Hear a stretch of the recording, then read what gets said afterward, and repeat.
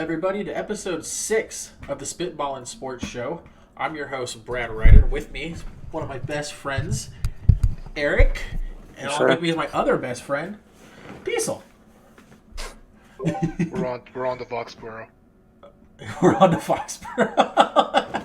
Oh, we'll get to that. We will get to your Bears, I promise. But first, I think we kind of need to just get through this crazy week of college football, because we had some big games that were, like, I'm thinking of one in particular that was like down to the last minute. Actually, both the last two were really down to the last minute. Two big ones. So let's kind of start with the one that broke all of our hearts, just because it's probably the one that everybody kind of saw coming a little bit more, which was TCU beating Oklahoma State.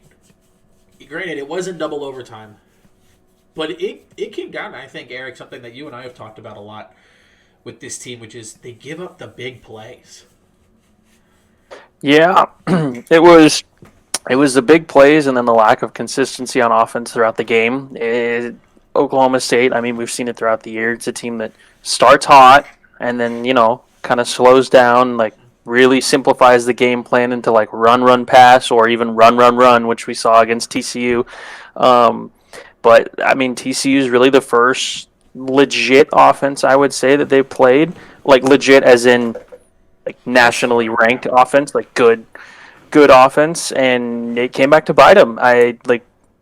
Oklahoma State, their first touchdown in the second half was in overtime. Yeah. So it was just we'd get down the field and we'd kick a field goal, and nearing the end of the third quarter, I could start to feel, I was like, okay, we're going to need to get in the end zone here at some point. Didn't happen. TCU outscored us 14-0 in the fourth quarter, tied the game, and then, I mean, when you outscore a team 14-0 and you come back from I think it was a 17-point deficit at one point, you're going to have all the momentum, and sure enough, they just ran with it. It was a 17-point deficit that TCU came back from, and I think it was best described as the fact that besides the defense giving up the big plays, I have to give props to Derek Mason, because he's a first-year defensive coordinator for Oklahoma State. He's not a first-year defensive coordinator by all means, but for Oklahoma State in a Big 12, conference that's a high-scoring conference, the joke has always been the Big 12 doesn't have defense, and yet he pushed his guys, and they did a good job until towards the end of that game of just keeping us in it, because the offense sure as heck wasn't doing anything. Yeah, and my thing about the defense, as conservative as Oklahoma politics, Yeah, and my thing about the defense is they're good when they're rested and stuff, but when they're on the we field saw it as against, much as they were, you can't get rested. The offense stalls, and TCU's good at putting together, half decent drives, so they're gonna make our guys work, and they were on the field for over a half an hour in this game in terms of time of possession. In the second half, probably I'd say at least 20 of those minutes were close to 20 of those minutes for the second half alone, because I felt like they had the ball almost the entire second half. And when you're coming off 1 week removed from a game against Texas Tech where you're on the field for 117 plays, 115 plays, something like that, it takes a toll. And I mean, it was inevitable. Oklahoma State offense just has to be better. People blaming Derek Mason and the defense, you go out and play 90 plays in the secondary, running around. Derek Mason in that defense. You have such a young secondary, and they did a fantastic job. Was really the offense let off the gas, and exactly. You had to keep the pressure on their throats. TCU is a team that we said before, they're an extremely high-powered offense, and they're going to get those big plays that we were susceptible to giving up. So if you got a team that's going to make the big play, you have to keep scoring, because they're going to start at some point. They will find a way. TCU will. And once we got 17, again, over 14-point lead, we just started running the ball, and it wasn't, the running the ball the way we were running the ball wasn't working, because that's all we were doing. And then it was we're 3rd and 8, and we've got to throw the ball. I feel like Sanders was on a pitch count because of his injury. Yeah, I could see it. I mean, he came out slinging in the first half, and like I Yeah. feel like as How much much- as you want to keep him on a pitch count in the second half, you have to throw it at some point. Like your 3rd and 8, I think there was one drive where they went 3 and out. They did run, and then they were 3rd and 8. They ran a quarterback power, and Sanders lost a yard, and we were like on our own 10. I was like, dude, at least let him like take a shot, do something. And I understand Like, being on come a on. pitch, if he's on a pitch count for the game, like for the whole game, he has so many throws. Then why are we using that up so much in the first half, Mhm. knowing that we're going to have to stay ahead of this team? And then second off, if it was a pain management thing or something like that, I get it. But then let's not have him keep throwing one-on-ones down the field. Let's put some, scheme some things up with some double moves and some crossers and stuff like that, and let these guys just get open. Yeah. It was never in the middle throws. It was either a deep shot or a screen pass. So that's what I saw throughout the entire game. It wasn't When he did hit, there were a couple throws over the middle of the field. I think he had a few. I think he's just scared to throw it. Honestly, he had a few that probably could have been intercepted, but then he had a few that were really good throws over the middle. And I think he had a touchdown throw to John Paul Richardson. I can't remember if that was over the middle or if it was. I know it was an intermediate throw. Yeah. Or it was a jump ball, wasn't it, to John Paul Richardson? It was a I think it was jump ball jump because ball. he went up. Yeah, and got okay. that. Well, either way, he had some throws in the first quarter on those opening drives, getting us into the red zone, where he was hitting those intermediate throws, and then they went away from it. Yeah. It just doesn't make sense to me. The And also whole another offensive thing too, game with the plan. juggling with the offensive line didn't really help neither. Especially No, the no. center's coming in, like I think it was like a tackle made like a penalty. He goes right out, and they bring some other tackle in. I'm telling you, I watched the Bears play. That's not how you win football games. No. Because they're doing the same thing in Even Chicago. if he gets a penalty, you got to let him stay in, and you got to let him learn from his mistake, not take him out, and that be the way to learn from his mistake. Because then they play timid when they're in the game, and because they don't want to mess up, and then you keep having these problems. Yeah, I mean, So there's a good win for TCU. Good for them. good win for TCU. I mean, credit to them. Like we're talking all about Oklahoma State and like them and stuff, but credit to TCU. They have a pretty solid team. Yeah. Very solid team. Quentin Johnston, I think his name was the receiver, number Yep. 1. That dude He's a is He's a legit. baller. small forward. He's a baller. He's a small forward playing football. That dude is legit. He is a baller, 100%. Credit where credit's due. Yeah. Like They played a good game. their running back duo is really good too. I mean, that's a good Yeah. that's a good team. Miller was it was just it was so hard to stop them. And I go back to, this is just like Spencer said, this is easily a team, if Oklahoma State can kind of get back in stride, this is a team that they're going to see in Fort Worth. If, that's kind of what you would expect, given how Oklahoma State has been so far and how TCU is looking, that like, hey, these are the two teams that are going to be your Big 12 championship. You But think? you do. You still have teams like Texas. You still have teams like Kansas and K-State that all are coming to Oklahoma State and could easily make that very challenging. Yeah, I mean, you got Texas next week. Granted, it's a home game, and I believe it's homecoming, It so is the atmosphere should be great. be electric. That gives me like, it doesn't say, all right, we're going to win this game, but it's just like a burst of confidence for me because I know homecoming atmospheres there are insane. And then you got Kansas State, KU. Kansas State's going to be tough. I'll be at that game. I'll give you guys like in-depth scouting and stuff to see if Sanders is actually, scared to throw it or if he has open people. I don't know. But I think it's possible. I think it's very possible that Oklahoma State still makes the Big 12 championship game. If you get through Texas, I think your chances honestly skyrocket because you'll only have one loss, and I think really only like one or two opponents that could really like have a fair shot at beating you. Yeah. I mean, I always get scared going to play Iowa State. Just anybody in the Big 12 should be scared. We to have play them at Iowa home State. this year, But to be fair, that but does help. still, they're scary. Yeah, they're always scary. Speaking of a team that to me is scary, Tennessee and Oh, orange Alabama. team. I was at the edge of my seat watching this game. Like when I would flip back and forth and catching the tail end of it after the Oklahoma State game, I was like, holy crap. They did it. Yeah, Jalen Hyatt is a baller. We were talking about Quentin Johnston being good. Jalen Hyatt is crazy good, and I mean we've said it throughout like all these weeks. Tennessee offense is legit, and this was like going to be their first real test. Granted, they were at home against Alabama, they were in Tuscaloosa, but I mean they put up 52 points on the number 3 team in the nation. That's still pretty crazy. Throw for 5 touchdowns. I mean, all to one guy. That one guy's a dude. Um, and then on the Alabama side, it's just a lot of miscues. I mean, they got down early, and Bryce Young brought him back into it. But then you had that missed field goal. You had, I think they had a missed extra. No, Tennessee missed the extra point, maybe, or was it Alabama? One of them missed the extra point, but it was just a lot of miscues, broken plays, blown coverages. It was not. It was not like the Nick Saban tightly knit team that we're used to seeing. Tennessee's the one who missed the extra point in the third quarter. Yeah, and then Bama's kicker missed the field goal to take the lead in the fourth. Yeah. So I have an interesting statistic from this game I wanted to give you guys. So, in the 201 games that opposing quarterbacks have played versus Alabama and Nick Saban, there are only 13 that had a QBR of over 90. Really? Only 12 averaged over 10 yards per pass attempt. And only 10 have led their team to an average of 7+ yards a play. Only 6 have had a total passer rating of over 200 points. And only 2 have thrown for 5 touchdown passes.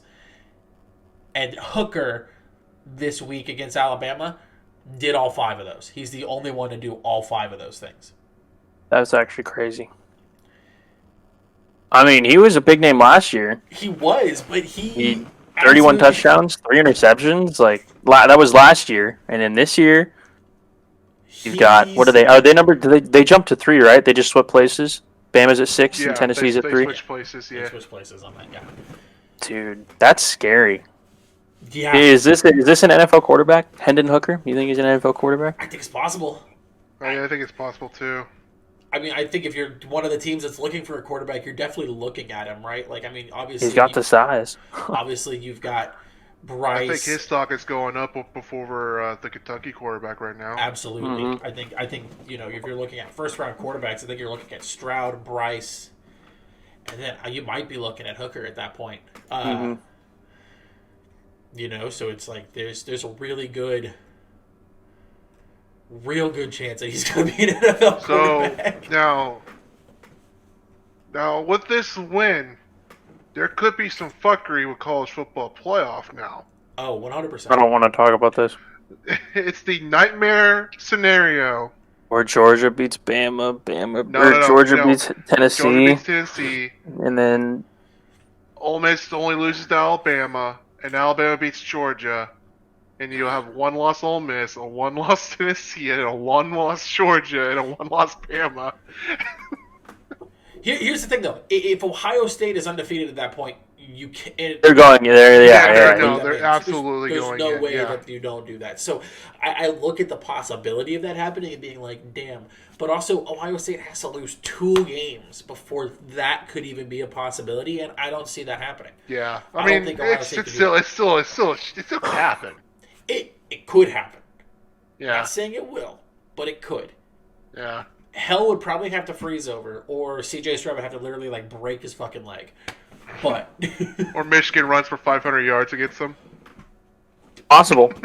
Also possible with what we saw against that Penn State team. Michigan could very easily just run the table. I'm gonna be real with you. That surprised me because I really thought Penn State's defense was legit, and they just ran all over them. I don't know. You were talking up Michigan's running backs the other week, and here we are. He was also talking up Penn State's defense too, and he thought it was going to be. We thought it was going to be a low-scoring game. Like the 17 on Penn State, I think was what we kind of were expecting. We weren't expecting 41 from Michigan though. Yeah, well, that game put Corum in the Heisman talks right now for sure. I think. But I mean, also when you're looking at it, wow, just the lack of quarterback play for both teams too. Dude, it's one of those things. JJ McCarthy, he's basically a white version of JT Barrett. Dang. Okay. I mean, he technically is. I mean, he can run the ball well, but he can't throw. I mean, I didn't watch the game. I don't know. I just see the stats. Yeah. Not a great game. But like you said, you were also talking about Penn State's defense. So I was like, maybe they just were doing really well in pass, and they just couldn't stop the run. Yeah, I mean, Michigan's got legit. Their offense, the offense is legit, and I think that defense like kind of impressed me too, because they stuffed those Penn State running backs. They were like highly talented as well. I do So want to pivot from that though to a game that I felt like there wasn't any defense with USC and Utah. Oh my god. I mean, I feel like that's kind of expected with any game with USC, high-scoring games, because they can score the points, they just can't stop them. And this was going to be their downfall. It's the lack of defense, and it comes back to bite them here. Like, you get out to an early lead. USC was up a touchdown, like, this whole game. It was just a matter of if Utah could get a stop, because Utah was scoring all, like, it was going back and forth. Because, like, USC went up 14-0, and then it was touchdown. And, like, when they would get stops, they'd match those stops. Yeah. It was just a ridiculous game. They'd match the touchdowns, they'd match the stops. Like, I'm looking at this play-by-play on ESPN. It's actually really funny. You got USC touchdown, then a missed field goal, obviously, so they go up 14-0. And then touchdown from Utah, then it's matched. And then punt, downs, punt, and then 3 straight touchdowns. And then Utah gets that stop, and then out of the half, they tie the game, and then it's USC touchdown, fumble, punt, touch, and then 3 touchdowns, and then USC can't do it because Utah got the 2-point conversion. It's ridiculous. Which freaking hella balls by the coach for Utah to say, we're going to put it on the line here in this 2-point conversion. This is what I was saying last week. It's Utah. You have 2 losses at this point. I mean, you're kind of a lost cause unless of the Pac-12 championship. Exactly. So you might as well go for it. Like, this is your chance to beat the number 7 team in the nation and get yourself right back in the Pac-12 talk. Because people are kind of counting you out. You got 2 losses. You have 1 loss in conference, and now here you are beating the number 7 team in the nation. Yeah. And if USC beats UCLA, that basically puts them in the championship game. Basically, I think. Yeah. Very possibly. So. But with the way UCLA's offense playing, I might bet the over in that game. I won't might bet the over. I'm going to bet the over in that game. But looking on to this next week, it's extremely mediocre when you're talking about in games. Now, talking about, again, TCU, they do go to play K-State, which I think could be an interesting game just because of how K-State's running attack is and how they are. I would hate for K-State to be the team that beats TCU, but at the same time, if they wouldn't beat TCU, I wouldn't be upset about it. You know, couple of just small, I shouldn't say small games, but games that probably we're not going to focus on a whole lot, but I will be watching, like UCLA, Oregon. I'm probably going to watch that game. Definitely going to. Well, that's what Oklahoma State is. Same time as Texas, Oklahoma State, so I won't be watching that game. But well, I might be. I might have 2 TVs. Who knows?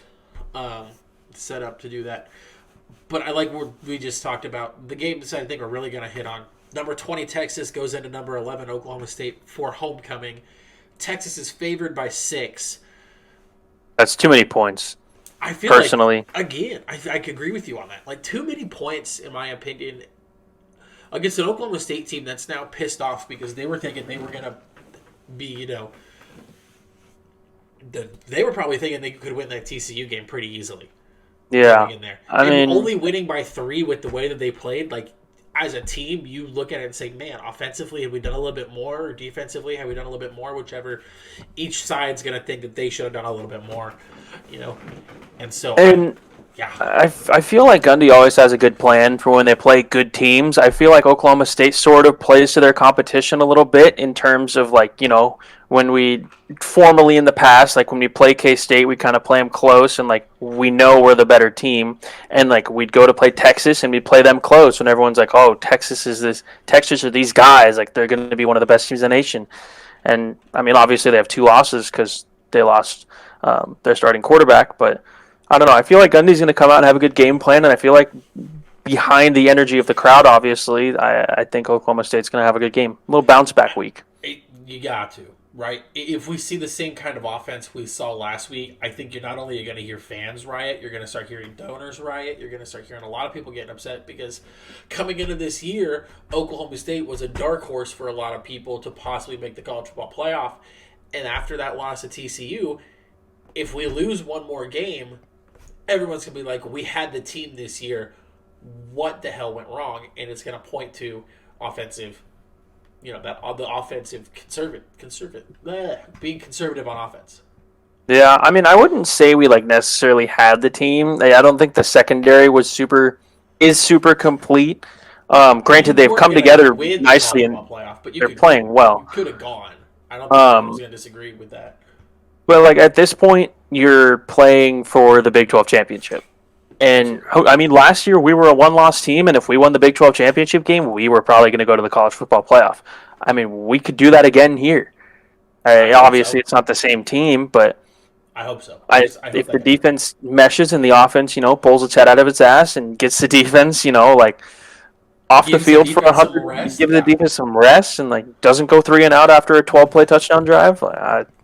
The other thing too with that is that when you get that rest on defense, you get that time to talk with your position and watch film and stuff too. And you get to look at and say, "Hey, here's what we need to start adjusting," and you can make those adjustments besides just at halftime. Yeah. And then that fourth quarter push that a lot of teams can make to make comebacks. If you can make adjustments because your offense has the ball for a while, the chances of that happening get slimmer. And so it's a big bounce back week for Oklahoma State. If you're Texas, you at this point can't take another loss. You have to win out if you're trying to even be in the conversation for the Big 12 championship. And that's straight up going to be this game is basically ride or die for both these teams. Both one loss in the conference. Yep, that's why it's dangerous as hell. It's so dangerous for both these teams. It's really scary. Yeah. We touched on KSU, TCU, UCLA, Oregon. I think that's gonna be a great game. I'm really sad that's at 2:30. Similar to last week, I'm really sad that UCLA, Oregon's at 2:30. The other fun game that's gonna be cool is on at 2:30 because that's gonna be a great game. I'm very happy that we're gonna get Syracuse Clemson at 11, and that's the other game I think we want to talk about. I want to see if Syracuse is 14th in the nation actually, or if they're just maybe another pushover. But also from what we've seen from the Syracuse team, they can pull it out of their ass. They could. I haven't seen much from them but is kind of aboard the Clemson train. We kind of expect Clemson to, probably remain undefeated. But for Clemson, this is the last game from what I kind of see on their schedule that you have to really be worried about for a while. Because you've got Clemson, you've got Notre Dame. From what we've seen this year, they lost Stanford last week. You've got Louisville, the U, Miami, and then you got South Carolina. Clemson's going to make the college football playoff. So this is the game that if you lose, that's your loss for the year. Yeah. Pretty much, yeah. I mean, I would feel more scared. If I was a Clemson fan, I would be more scared if it was in Syracuse. It's at home. With it being at home, I think you're not as worried about it. Yeah. Yeah. I'm a little worried for it because I think Clemson would get body slammed in the college football playoff no matter who they play. I mean, and that happens. You have teams that happen, for crying out loud. OU had that happen every time they were in the college football playoff. You just... except for that game against Georgia at the Rose Bowl. Other than that, that was the team that would have won the national championship, probably. But either way, so I mean that Syracuse Clemson game is really kind of my only other. It's really those 3 games: Texas, Oklahoma State, Syracuse Clemson, UCLA, Oregon. I mean, yeah, you have Mississippi State going in and playing Bama, but I think Nick Saban's gonna have been riding those guys' ass for that loss this week. And they're back home. So yeah, and they're back home. I expect an ass whooping. All those guys are trying to get their Hellcats back. They're just they're gonna be playing their ass off, and so I feel bad for Mississippi State. Oh, hold on here. What? LSU is a 1.5 point favorite over number 7 Ole Miss. Where's it being played at? It's being played LSU. in Oh, Baton that's Rouge. right. Yeah. Is it night game? Yeah. No, 2:30. Oh, brother. Yeah, the 2:30 is kind of stacked. Not gonna lie. Yeah. Um, I think Ole Miss will go in there and beat them. I think Ole Miss is going to go in there and beat them, but I think 1.5. I think you should favor Ole Miss. Like, come on. yeah. We know LSU's quarterback's great, but Ole Miss is 7-0. Ole Miss has a lot of other players though versus LSU. I feel like I You got the defense too. I just haven't seen it out of some of the other guys. LSU beat Auburn by 4. This is a transition year for LSU with Brian Kelly. Mm-hmm. Like they're gonna surprise some people. I think for some games, but they're not. I don't think they're gonna be like a team that you should really like be threatened by. I mean, when Bama goes there later on this year, yeah, Next week. Oh, brother, They play number 7 Ole Miss and number 6 Alabama next, like back-to-back weeks. yeah. Like because like I think I said it last week too. Alabama does not play good on the road. Ooh, I didn't realize that week 9 we get games on Thursday, Friday, and Saturday. Yeah, bro. Maction. That's crazy because okay, Maction's coming soon. Yes, Let's go. it is. Let's get it. Yes, it is. Gamblers will rise up. But no, I think we're kind of all on the same page with those games. I'm excited to watch them, but I'm going to be anxious as I'll get out for that Oklahoma State game. That's pretty much where I'm at. But now let's bounce over to the men's league, as we like to say, because I think we've all got some very strong opinions to talk about when it comes to the NFL. Yeah. I'll start with, because Erik, yours was last night's game. I'll start with the Chiefs-Bills game, which is pretty much, it's close to what I expected. I was very sad when I was thinking about this game and being like, every year that the Chiefs, like when Josh Allen and Patrick Mahomes have met, the regular season, Buffalo seemed to have our number. It was this last week, week 5 last year. Like, they seem to have our number in the regular season, and that's fine. We always play them early on in the season. I come out like out of that game saying I had my backups in my secondary, and I only gave up 24 points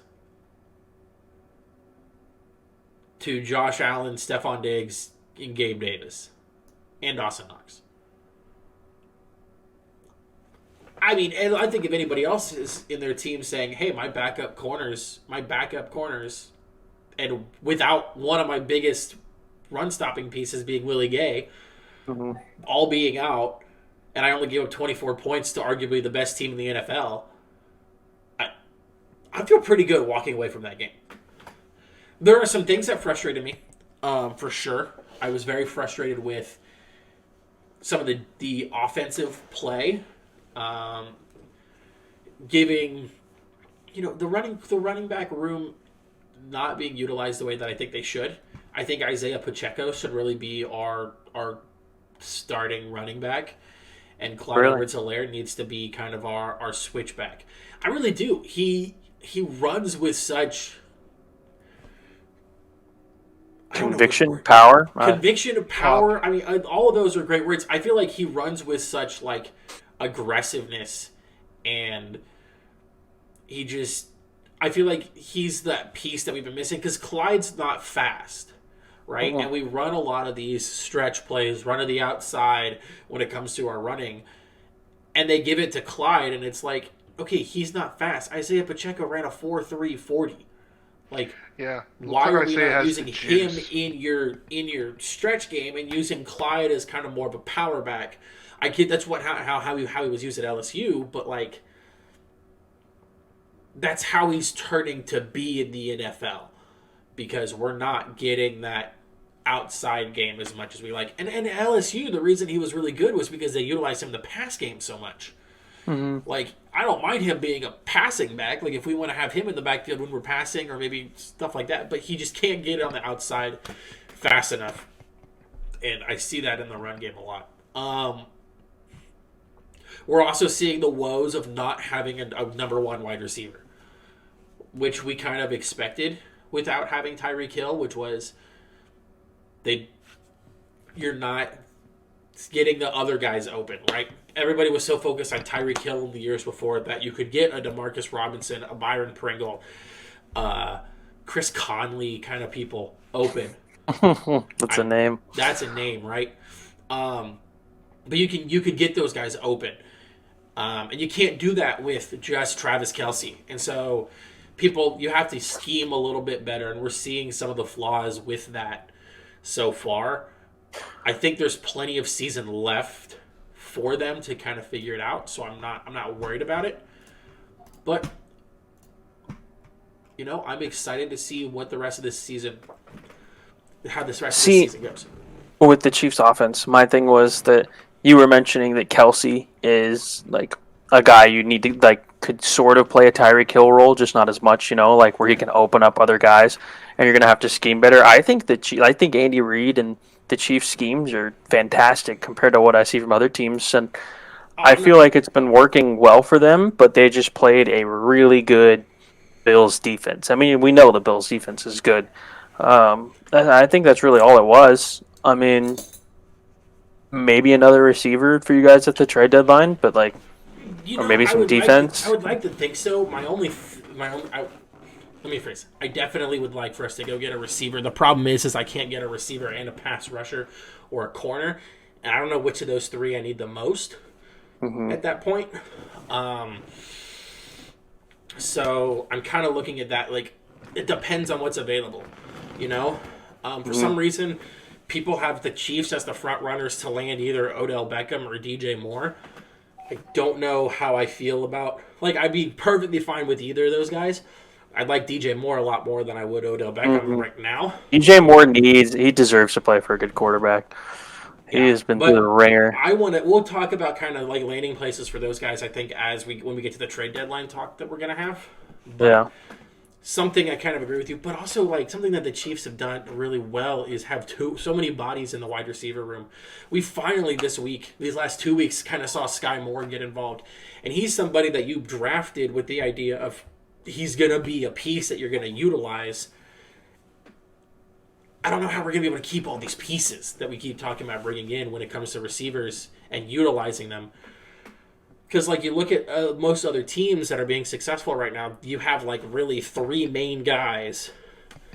And then you've got a couple other guys that'll, get a catch here and there and stuff like that. And, if our three main guys are Juju, MVS, and Mecole, then, if you start adding... MVS needs to step up a little bit. I thought he was going to be a lot better in Kansas City, but he hasn't really He's had a game or two that I'm hey, you know what? That was a good, start.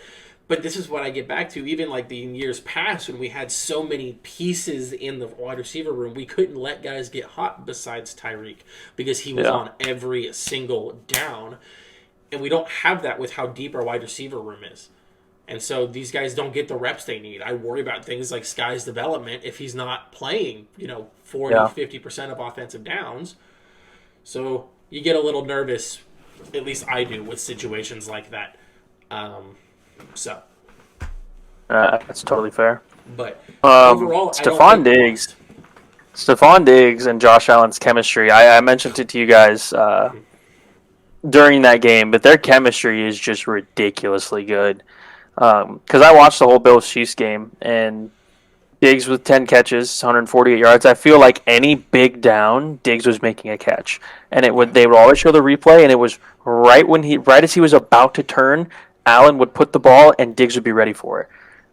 Diggs is such a good route runner. He's got speed. He is just. I don't know. I think Diggs was also a big reason for Josh Allen's development as a quarterback. Finally, giving him that solidified wide receiver one, and then it gives guys like Gabe Davis opportunities for the deep ball. I think. Absolutely. Dude. I mean, you could pit it around for also if you're talking something that maybe you can hit on a little bit more with the Chargers. I think Keenan Allen has helped Mike Williams' development, and also with that, both 100%. Of those are Herberts.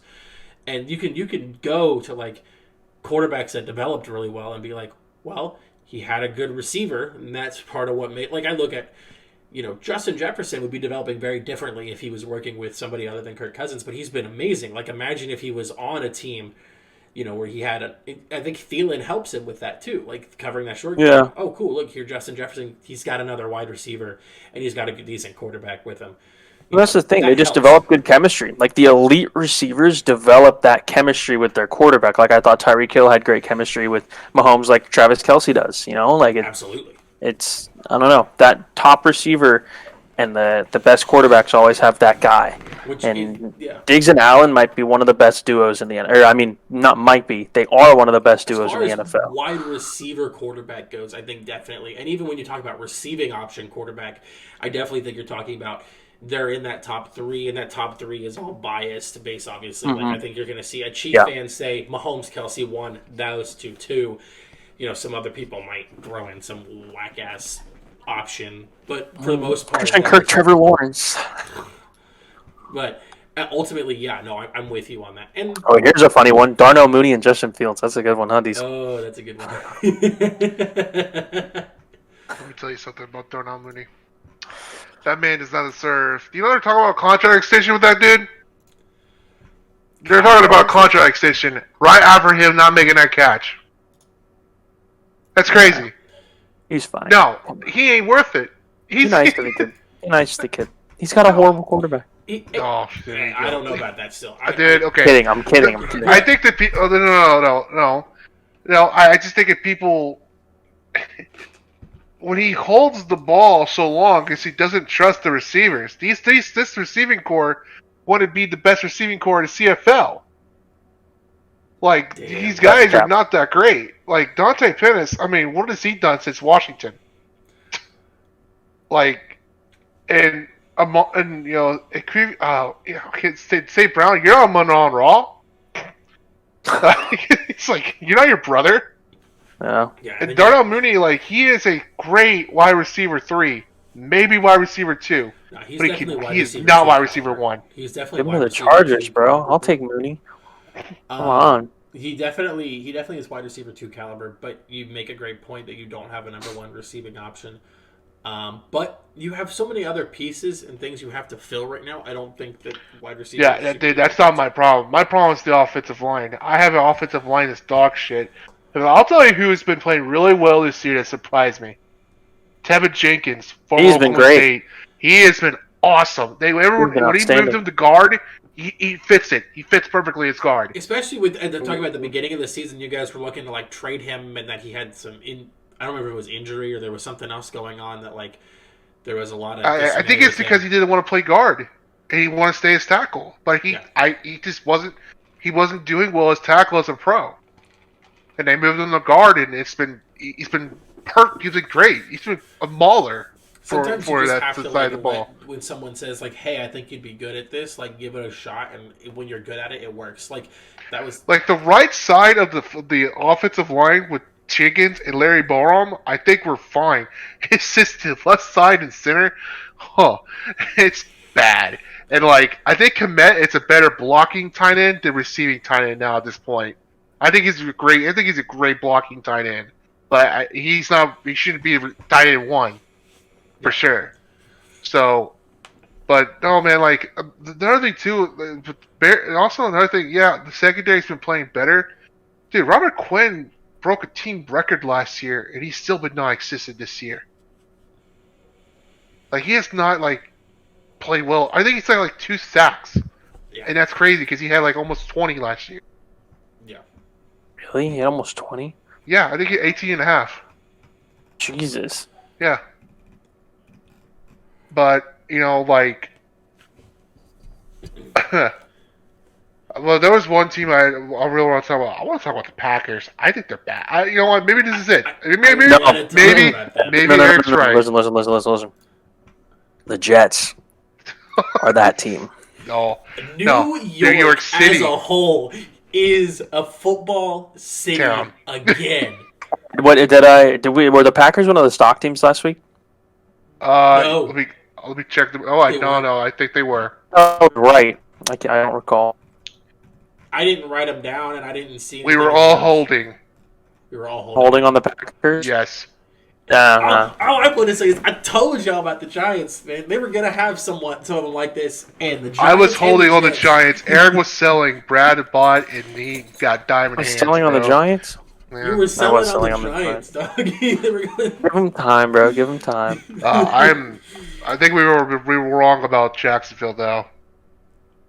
I Do we buy or hold? I think we all Yeah. bought. We all. Well, Jacksonville's 3-point favorites against the Giants this week. So Here's the thing. Okay. The Jaguars, that team is so developmental right now. Like, they're going to be up and down. The fact they were within 7 against a Colts team that, like, realistically should be going crazy right now, I'm very much okay with that.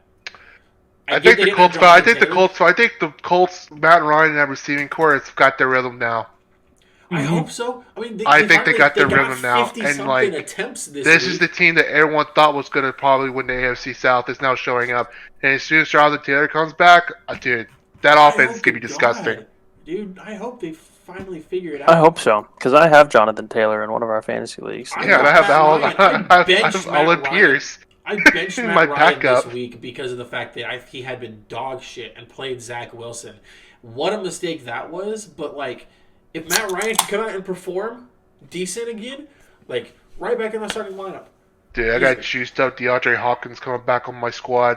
Let's go. I can't wait to talk about it next week, but before we do that, Eric,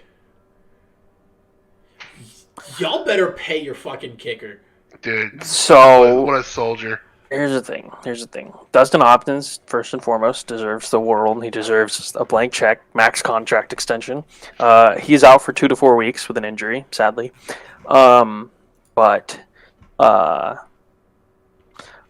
really honestly want to chalk this game up to us not having Keenan Allen. I mean, our offense has been good the last few weeks, but I think, especially against a team with a true shutdown corner like the Broncos with Pat Surtain, Mike Williams isn't really the guy to beat him. I think when we play the Broncos later this year with Keenan Allen back, I think we're going to beat them again, but this time better, because we're going to have Keenan Allen a true separator on Pat Surtain, which will open up Mike Williams down the field. Because with Surtain shadowing Williams the whole game, we have to look to other guys like Josh Palmer, Michael Bendy, Gerald Everett, and like DeAndre Carter. Those aren't like the biggest names. That's my thing for our offense. Here's what I chalked that whole game up to. We said it the last 2 weeks as to why you guys had been decent. 1, you ran the fucking ball, and 2, you didn't give it to Sony Michel. And what the you guys last night? Josh Kelly was hurt. Josh Kelly was hurt. That's why we had to give it to Michel. I will scratch that part. But still, Eckler had 14 for 36 and a tud. Michel had 8 for 28. You guys had no run game. No, because if the Broncos, they know we're not going to go downfield because our deep threat's covered by Surtain, and they probably have a safety over top, so they can stack the box, they can cover our short pass, and cover the run at the same exact time. Granted, we did try to work in a couple of play-action plays, but for the most part, we're covered. I think Herbert was not himself at all last night. Granted, he had 37 completions, but like 57 attempts. he was taking the easy stuff because nothing was covered downfield. I saw a lot of stuff from fans that were at the game saying like everything down the field was bagged. Like Herbert had to check down, and that's why Eckler had 10 catches, and I think that's why we saw him a little hesitant, like throwing it a little farther on a couple of different downs, unless the guy was like completely butt naked.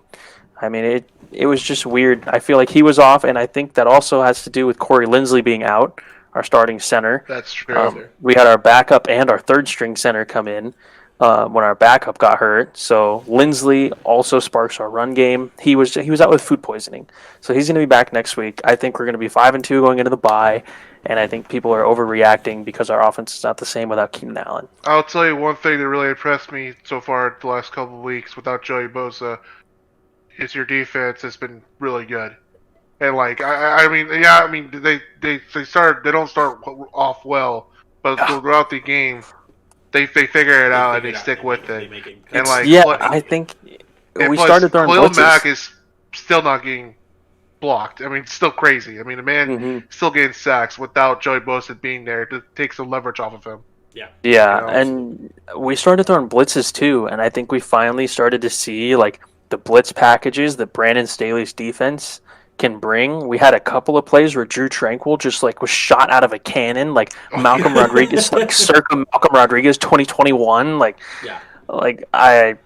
It was, I don't know. The defense was very impressive. I think Russell Wilson had 3 completions in all of the He had Second half. 15 yards second in half. second half and overtime. We benched J.C. Jackson because he was the reason we gave up 2 long plays and a touchdown. That's crazy. We benched him. We brought back Michael Davis, and J.C. Jackson is going to start next week. I have no doubt in my mind. It's just like he talked about it after the game. Chargers play a lot of zone. The Patriots are more man. Yeah. But yeah, either way, it was just. Yeah, I but think he's you've had also like all- pressing, because last had year he all- had. Well, go ahead. You had all training camp to prepare for this defense too, and you're still kind of struggling. I mean, but I don't know. sometimes Maybe it's a it's scheme. hard for you to break something that was like you've been doing your whole NFL career. Like Yeah, he had a full four years with the Patriots, and he was playing a specific way. You don't necessarily flip a switch on 4 years worth of things being ingrained into your head over one off season. So At this point, I think it's like a confidence thing for him. We just need to get his confidence back, and I think he's pressing a little too hard because he got beat on a double move. That KJ Hamler play right before the half that set up the Broncos field goal, he got beat on that double move because he was trying to sit the route and try to get an inner. He was pressing too hard. He didn't have any overtop help. Jalen Ramsey does, where he watches the quarterback too much and he lets the receiver kind of go by him in that kind of situation. Mhm. It just wasn't good. And then we saw Asante Samuel Jr. later in the game against Jerry Jeudy on like a 3rd and 7. You see Jeudy run an out route right to the sticks. Samuel doesn't bite and then bags the deep ball. I think Jackson's just pressing. I'm really hoping he'll be okay. He'll be fine. He'll figure it out, should but be. you're just going to have to let him get through those growing pains of switching from a Yeah. style to his own style, which is it will be a little bit annoying because you'll see him give up plays like that, and you're like, we're paying this dude all this fucking money. Why is this happening? But Yeah. I would tell you he's going to figure it out, and it's going to be worth it at the end of the day. Yeah. But I do want to talk about, because you kind of hit it, Eric, and it was something that I read and was something we wanted to talk about, which how lackluster this season has been so far. Yeah. And one of the things that I think scoring in the league, across the league, is down on an average of about 11%. Fantasy production's down 22%. Yeah.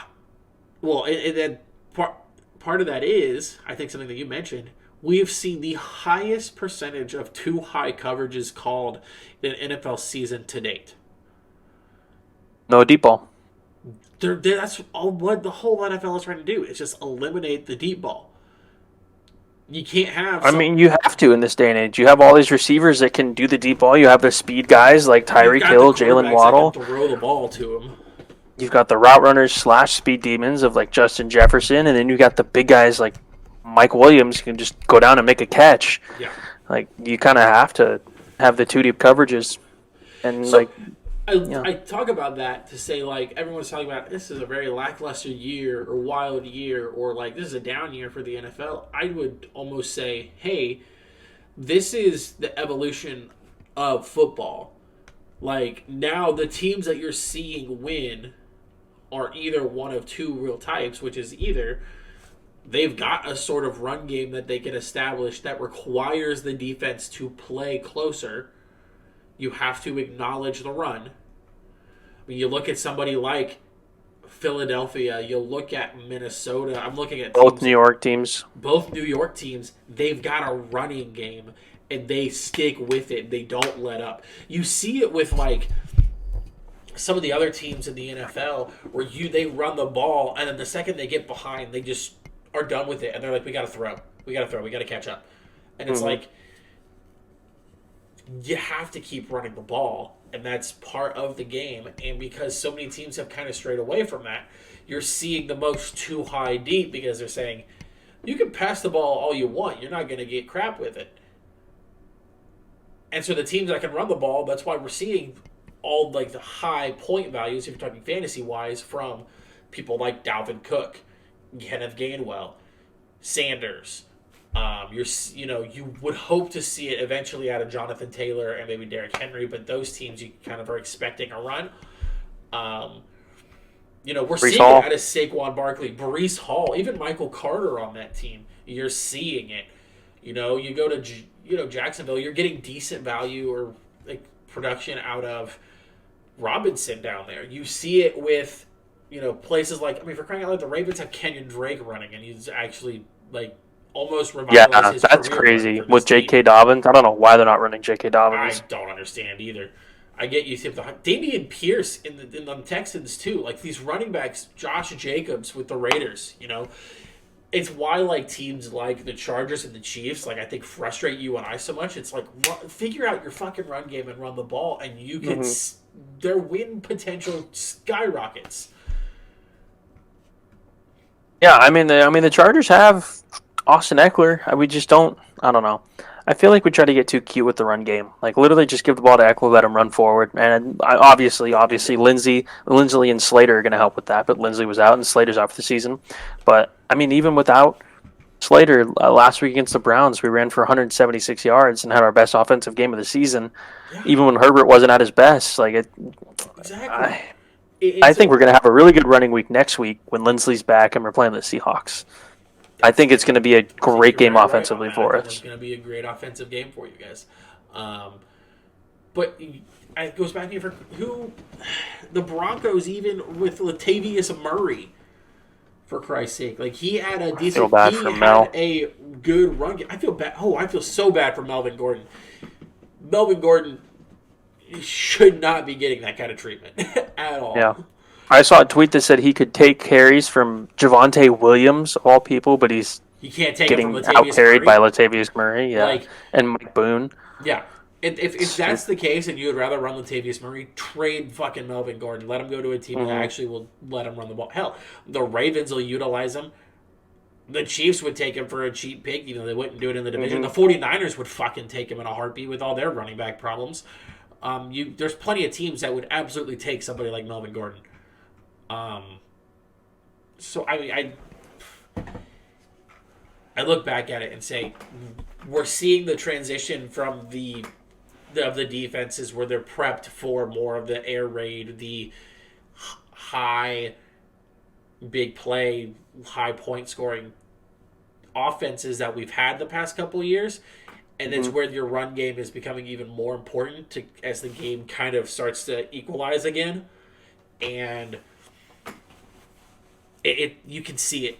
That's why I say, like, when I say things in the chat, like, hey, the Bills could still use a running back because you got to be able to run the ball, and Singletary hasn't been the greatest running back in the years past. He hasn't been somebody that you could get, potentially. So,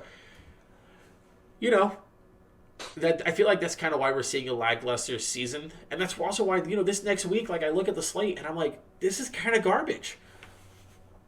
Like it used to be, I would sit down on NFL Sundays and watch every game that I could watch, and now it's like,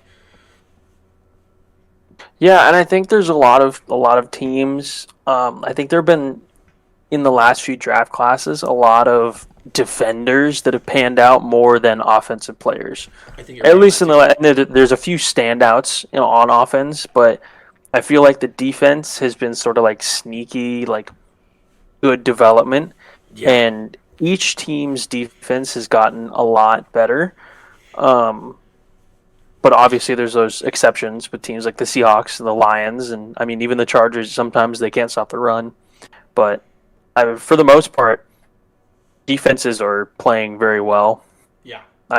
Overall, like each team has at least one player that can change a game. On defense, even with the Giants, with the Jets, with the Jets, we're seeing Sauce Gardner. That guy is like he's the best corner in the league right now. Yeah, he is insane. He's one of the best, and it's crazy.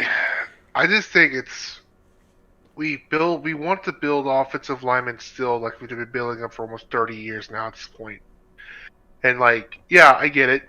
You want to get these freaking huge ass guys to block your quarterback and stuff for sure, but the thing with the defensive side of the ball is It's getting those faster. guys are built like offensive linemen, but they're faster than offensive linemen. Mhm. Jordan Davis is like the most biggest example for me. This dude would be an awesome offensive lineman, yet he's faster than almost like Fletcher Cox is. Yeah. Jordan It's- Davis is insane. It's crazy. I'm surprised he fell to the Eagles as far as he did. No Yeah, kidding. well, But I think you make a great point too, and I think it goes back to kind of what I was saying with the whole talk about the Chiefs and other teams is that like we're seeing the development of your defensive players a lot more because I think people are worried about the woes of some offensive pieces when they're rookies, right? And so you develop them in the backfield or whatever, but then they actually get on the game and you start to see the mistakes. Mm-hmm.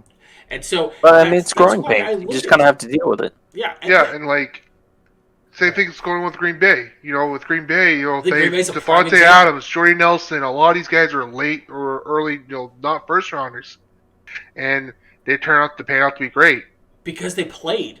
Yeah, exactly. And now you got guys like Christian Watson who drops And in wide I open look at touchdowns. Christian Watson and Dobbs, and I look at Alan Lazard, and I'm like, listen, you can complain about all they want. You let these guys actually play and get reps, they're gonna be fine.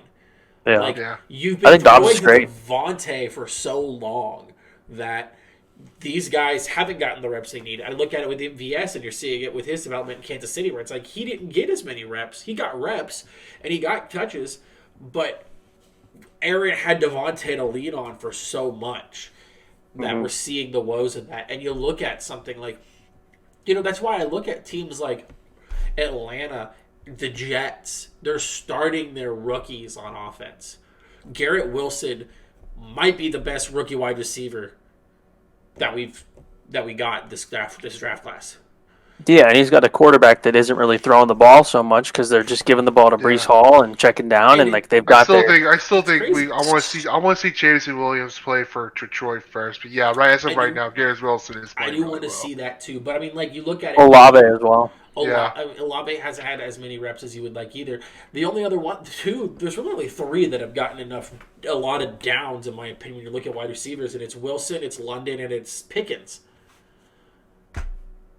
And I look at it and I'm like, man, yeah, I mean, Pickens has like more games of like sustainable like touches, but Wilson's been playing way better in my opinion. And for him, it didn't matter which quarterback was in, whether it was Flacco or whether it's been Zach. He's still gotten touches. Whereas you watch as Trubisky comes in, Pickens' touch count, targets drops significantly.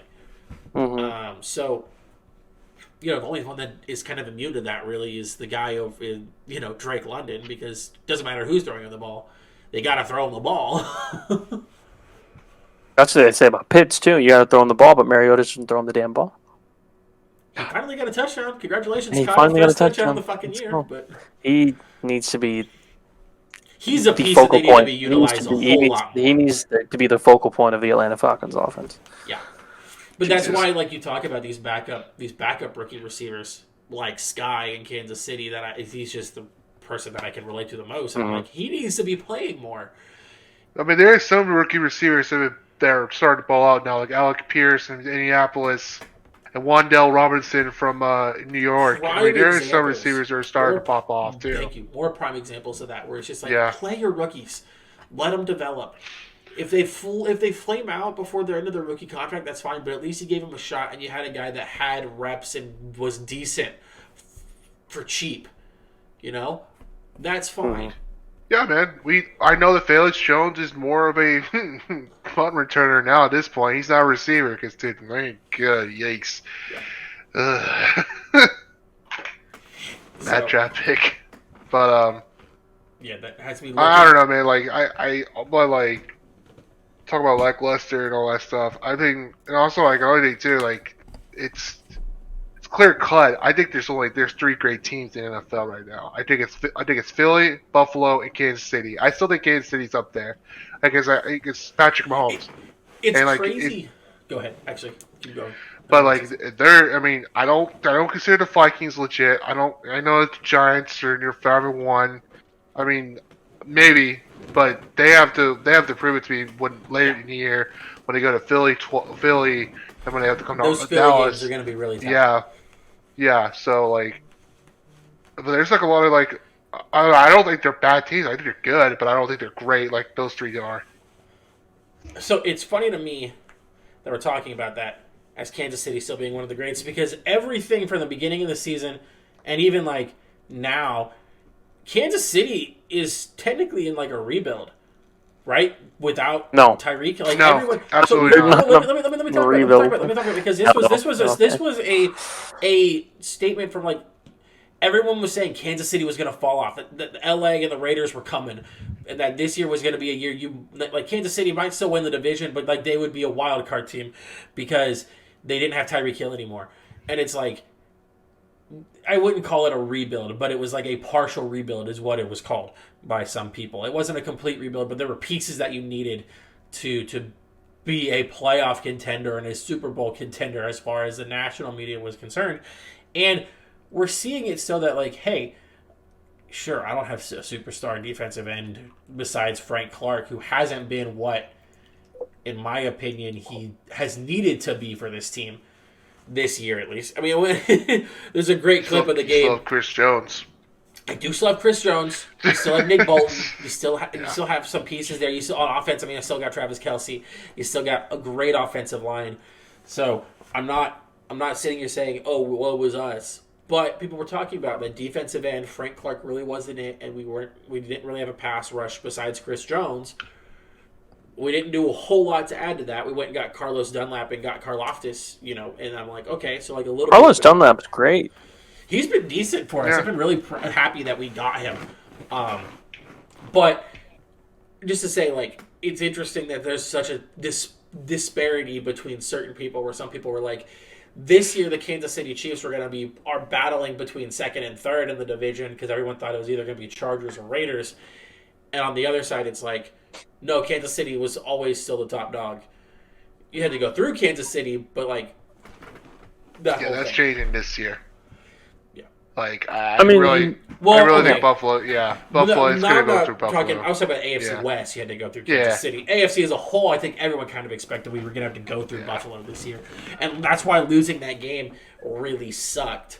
Yeah. At the end of the day, because it was like, man, I really would have liked it to have been the Arrowhead Invitational for the fourth year in a row, but. I still think there's going to be three teams from the AFC West that makes the playoffs. I think the Raiders are going to go on a run. Oh yeah, because they're playing horrible teams. Yeah, I think they're. Yeah, I think they're gonna get on a run, and I think they're gonna get everything adjusted at this point. Dude, I feel bad for those Denver defensive players, dude. That defense is legit. They are so damn good. That's a 16-1 defense, man. But they got a 2-15 offense. It's horrible. I think a little bit. Since we wanted to touch on trade pieces a little bit, I think the Broncos should trade Jerry Jeudy. They should package Melvin Gordon and Jerry Jeudy. Really? I think Jeudy and Russell Wilson are not on the same page at all. I don't know. I just really watching that Broncos game last night for the 15th time on primetime this year. They still have three or four more primetime games this year. The Broncos do. That's so stupid, man. How many of them are Sunday nights? Because they could be. Yeah, I don't know about that. I just know they're in primetime for at least three more games. But yeah, honestly, you package Jeudy and you package Gordon, maybe a couple of draft picks. You go get CMC. That's the best case scenario for the Broncos. It's like. I want to get into the players and where we kind of can look at them landing and stuff like that. But that's a great point on packaging those two because obviously you're not using Melvin Gordon and Jerry Jeudy. He and Russ obviously, like you said, aren't really on the same page. We're kind of seeing that with some of this, and so I don't know. I don't know what I would tell you to do in that situation. I think you could easily go get some pretty big pieces if you did that. You could go and get a CMC. Yeah, I mean that's realistically the only big. Yeah, but my thing is, why would you get CMC when you have Javonte Williams? I know he's not playing this year. He's at 20 CL. Yeah, I know that, but And then moving forward, it will. you.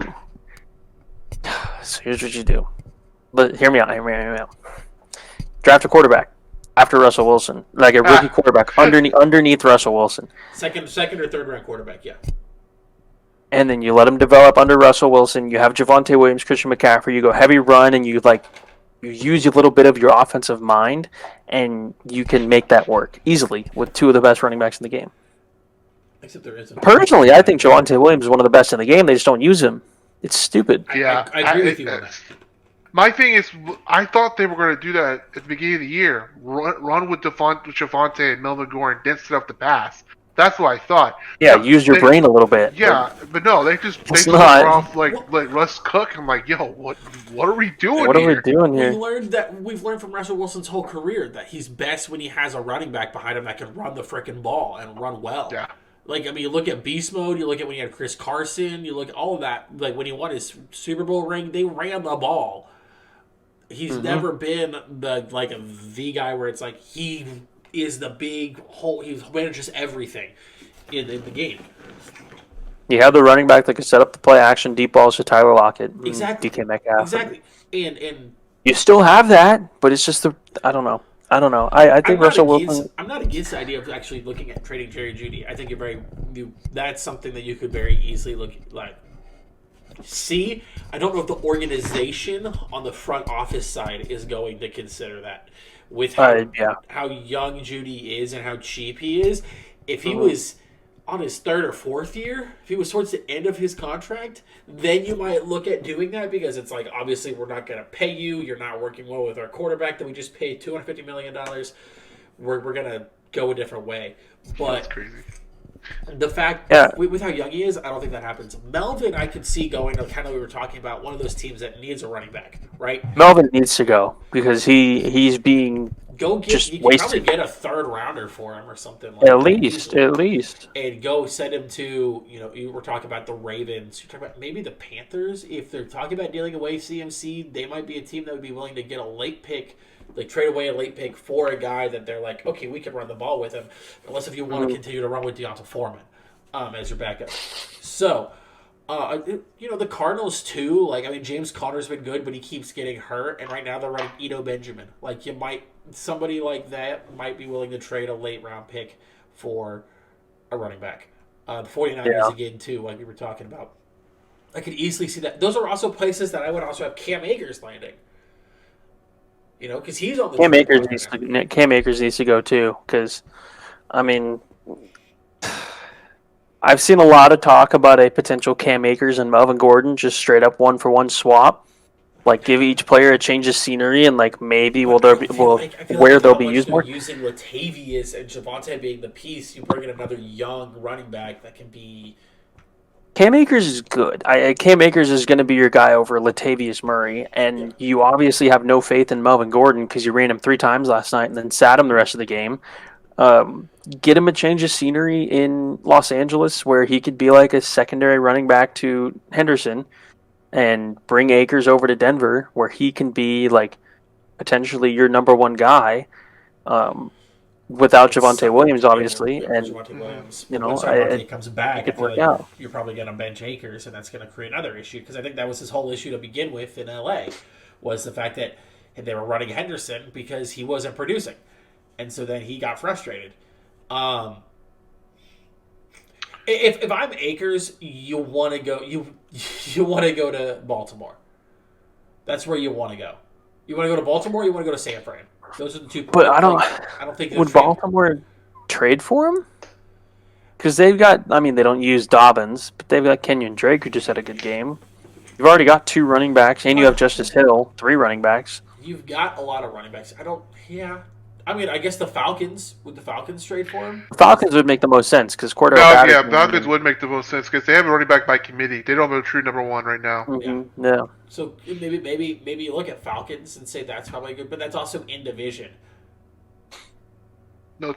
For Cam Akers? No, it's not. No, that's conference. No, that's in same conference. I'm thinking of 49ers. Oh. Yeah.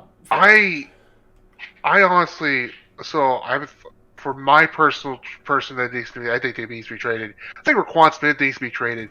Please, I think you could send him. I really think Chicago can get like at least a second and third rounder for him. I think for sure. He's on a list that I was gonna talk about because I have And like a whole I can list see of Kansas players he's City. I could actually see Dallas even looking at him on. too. Dallas is another team I That'd have be- him yeah. going to. That'd be mean. Yeah, like I can see an NFC like a for sure playoff team look at him. Like and I'd plus say the also, Chargers, but we've got him. both coming back. I think Chicago needs to trade Raquan Smith and Robert Quinn. That's what I think they need to do. I mean, Robert Quinn hasn't been playing well this year because the off defense is a little different than he's used to too. But I think they're going to send those two to like Super Bowl contender teams, like or playoff teams for sure. I wanted to. So you mentioned Robert Quinn, and I had a list of like defensive ends that could possibly be targets for teams looking to trade. Robert Quinn was on there, which is interesting because I actually think Roquan Smith was who everybody else would rather get. Yeah. I don't think they would really be willing to give up Roquan. A name, but it's just like a name possibility. thing. Yeah, he's like a name thing. But Roquan Smith, Robert Quinn has possibilities. Brian Burns is a possibility. Josh Allen, the defensive out of Jacksonville. I don't know if he's still in Jacksonville, but Marcus Davenport and Montez Sweat were all defensive Davenport ends. would be maybe. And I think all of those, realistically, you're looking at similar teams for all of those. I mean, obviously, talking about Kansas City wanting to be in maybe for a pass rusher. You look at a team like the Cowboys who we're talking about, they want to put somebody on the opposite end of Parsons. Easily could be in the game for one of those guys. With the woes that Indianapolis has had with, what's he now? He's not Shaq Leonard anymore, or is he still Shaq? Shaquille Leonard, yeah. Shaquille. Was Darius Leonard, Shaq Leonard. Yeah. He's been hurt most of this season. You might look at them going and possibly getting another one of these pass rushers too to bolster up their defense as well. I could see a lot of teams going and getting any of those guys, especially if you could get them. I don't know how many of those guys are on the last year of their deal, but if you're a team trying to make a push and they're on the last year of their deal, you might consider that. The only reason that I'm talking about this with the Chiefs is I don't know if you guys saw that we opened up a bunch of cap space with Travis Kelce this morning. Mm-hmm. So I did see that. Everybody's always kind of like, oh, who are they going to get? Because it's too opportune a timing to all of a sudden do this now, right? When you could have done this at the beginning of the season. So another group, wide receivers. This one was interesting to me because there's some people. The entire receiving core of the Panthers. Yeah. One of them's already gone. Robbie Anderson's already gone. So. Yeah. But DJ Moore was on that list. Brandon Cooks was on that list. Yeah, that's given. Curtis Samuel. Yeah. Okay, I could see it. Josh Reynolds. Yeah, especially with Jameson Williams coming in soon. And Jameson Williams is coming back. DJ Chark has kind of been okay for him at being a wide receiver 3, and Amon-Ra St. Brown has actually turned out pretty nicely. You could look at trading a piece like Reynolds. And Amari Cooper. Really? Which was interesting. Really? It was interesting to me because I'm like, well, wouldn't you kind of want Amari Cooper there for him with Deshaun? Yeah. Deshaun. But it poses a whole bunch of interesting questions. Obviously, you have OBJ that is still technically a free agent that is looking to make a return at some point and probably is going to want to go to a contender. I look DJ Moore and Brandon Cooks. I look at both those guys and I look at immediately and saying, okay, there's realistically I think 3 teams that go in on those guys, which would be the Packers for sure. Yeah. I think the Packers immediately are going to be looking at any of these wide receivers and saying, yes, we're going to be in on these guys. Again, I go back to Kansas City, talking about the fact that they might try and bolster up that wide receiver group. And then somebody else, especially for some of the young guys at the bottom that we were talking about, like Curtis Samuel and Josh Reynolds, I look at the Falcons and say they probably don't want to go and draft another wide receiver this year. They've got some other guys that are like kind of in that wide receiver 3 caliber that are playing all right, but you don't have somebody opposite of Drake London and Kyle Pitts that kind of draw the coverage away. Somebody like a Curtis Samuel or a Josh Reynolds or even a Brandon Cooks could easily kind of fix some of your woes with the receiving on that team. Did Denzel Mims, was he listed on that? Denzel Mims is on this he wasn't listed on this, but he was in the comments below. Someone commented Mims question mark. Yeah. He's somebody easily that's gonna be looking for a new home pretty quickly. I know if the Bears really wanted to, they could probably get him for pretty cheap. Yeah. And he's somebody that deserves just to see if we get any chemistry with Mims. I mean, anything with Mims for sure. I'm willing to just throw someone out there. There's got to be something out there. Absolutely. For other running backs, I mean, yeah, McCaffrey, Cam Akers for sure. I wouldn't be shocked about Ernest Johnson from Cleveland getting traded too. He's somebody that I he's traded too. Got nothing in Cleveland right now. Yeah, because Nick Chubb is basically it's Kareem and Chubb now. That's like the 1-2 punch now. It's no longer. Yeah. 100%. Something else. I was trying to find the piece that I was looking at that I was like, I wanted to talk about this. But somebody else. There was a couple of corners that I was looking at that were not necessarily big name corners, but were guys that you could easily see potential trades here. Trying to see if we've seen some other. Nope, that's not it. This is the actual trades that have already happened. I don't know if I'm able to find it quickly. But there was a couple of defensive backs. One of them was on Miami. He was a backup. They were talking about some of these teams that are having cornerback woes. You're talking about the Bengals. You're talking maybe a team like the Lions that needed a veteran presence on the opposite side of Okuda. That you could see that happening. I think they need more of a pass rush more. I think their secondary linebacking core is okay for Detroit.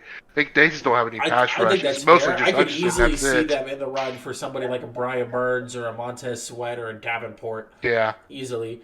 But I think you look at I think that's the biggest thing, right? Pass rush for a lot of people. I think wide receivers are seriously in question. And then I think there's, like you said, a couple of running backs, Cam Akers, Ernest Johnson. CMC is going to be the interesting one. He's going to be the one that, if he gets traded somewhere, that's going to be huge. It's just a matter of where. Because I feel like if he goes to the Broncos, obviously it's not going to be as significant as if he goes to the Bills. He's making one of the best teams in football. Even be talking with everybody that's offering a running back. Yeah, I would agree. I think something just to spell Devin Singletary, because I think obviously Singletary is the number one guy there. But I think if you trade for CMC, McCaffrey, that offense would be ridiculous. If you are Buffalo and you don't think that you're like, man, we only beat Kansas City by 4, we've kind of had some woes, you say, okay, my defense has some injuries, my defense has had injuries, I need to make sure that my offense is the best possible thing if we want to win a Super Bowl. Go get McCaffrey. Is going and getting McCaffrey and trading away 2 first-round picks worth getting a Super Bowl this year? I think most organizations would say absolutely. Especially because you could probably get McCaffrey for more than 1 year because of his deal. So it's why not? Singletary's still on his rookie contract, right? Yeah. Okay. Yeah. He hasn't gotten extended yet. And they also have, Zach Moss behind that, who hasn't amounted to much of anything, but he's another guy. I think they would package Zach Moss to Carolina. No, 100%. They'd have to give him Zach 100%. Moss. Carolina's going to be those guys. But Carolina's going to be blown up. I completely they are. I think DJ Moore is going to be at least a first-round pick as well that you're talking about. Maybe a second-round pick with somebody else that they can utilize. It might be on a young player on a long-term deal at the very beginning of their deal.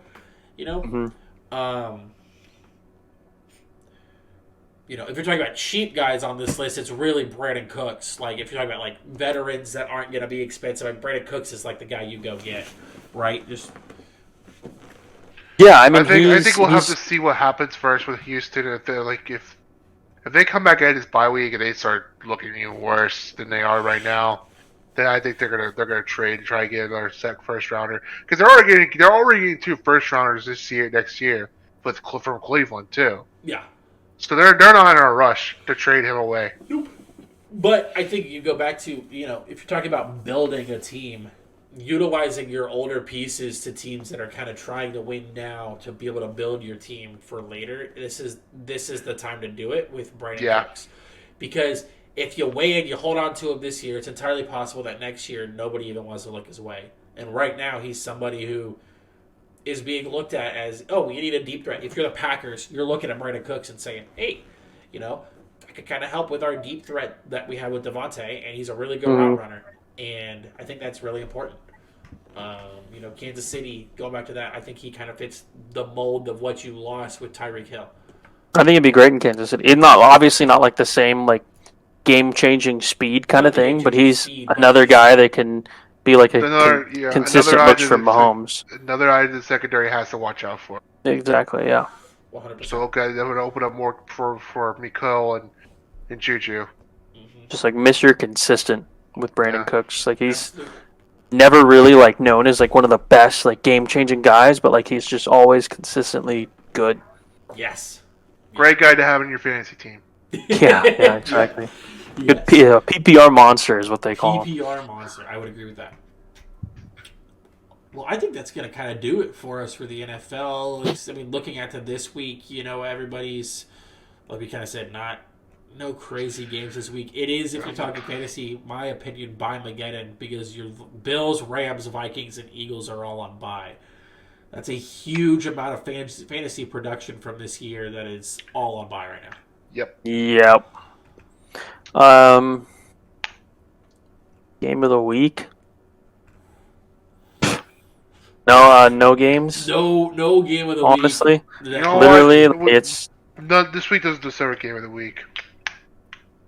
I think maybe San Francisco can give Kansas City a little bit of run, but like Kansas City's still going to win that game. I think San Francisco's got a lot of injuries on They always defense. play us well. They've got a lot of injuries on defense, but they've still, they can still perform on offense fairly fine. I think my game of the week, if I was to pick one, I'm either looking, if Jonathan Taylor comes back, Colts Titans is going to be a big game for me. Yeah, I can see that. If you're talking about other things going on this week, Dak coming back against the Lions for Dallas. Perfect game for him to come back. You say that because there's not a whole lot, like you said, not a whole lot of pass rush from them, but it's going to be telling of, are they going to stick with the same game plan they've been running with Cooper Rush that we've been saying they need to run with Dak? Because if they don't run it with Dak and they change the game plan up and it costs them to potentially lose this game or get close to losing this game, then there's some questions that need to be coming out of Dallas. Yeah. All they need to see is week 3 of film of Seattle running all over Detroit, and they just need to know, okay, we can just give the ball to Tony and Zeke for 40 times, and we could probably win this game easily. Yeah, I'm starting. But knowing them, they probably won't do that. Yeah. No, they won't. They're going to try to be flashy with it. To go with Jerry Jones' motto of flashy things, AFC North showdown being Browns-Ravens. I mean, with the way the Browns have been playing, kind of meh, but the way the Ravens have been giving up leads tremendously. I don't know if the Browns' offense has enough to come from behind.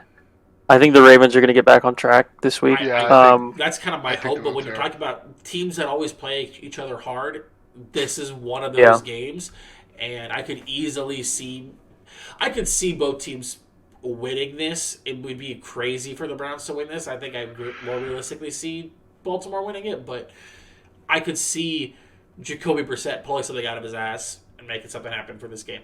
Mm-hmm. I think right now, it'd be good for something positive to happen for him, because everything that's been negative for him for the last couple of weeks. Yeah. Another game I want to watch is Jets Denver. I want to see how the Denver defense handles the Jets. I want to see how they handle Breece Hall, and I want to see the Jets defense against the really bad Broncos offense. I have the Jets Sauce is defense in gonna a have a lot of leagues, and I I'm have picking up the Jets prepped them defense in one of my leagues. for this. Yep. But no, any of the New York games this week, I am interested in. I mean, Giants and Jaguars. Like, if the Giants win this, like I would hope they would, that this kind of goes to show that hey, maybe this team isn't as bad as we thought. If you Jags go are 3-point favorites. The crazy thing about the Giants, they could be 9-1 heading into December. it could be. But No that's way.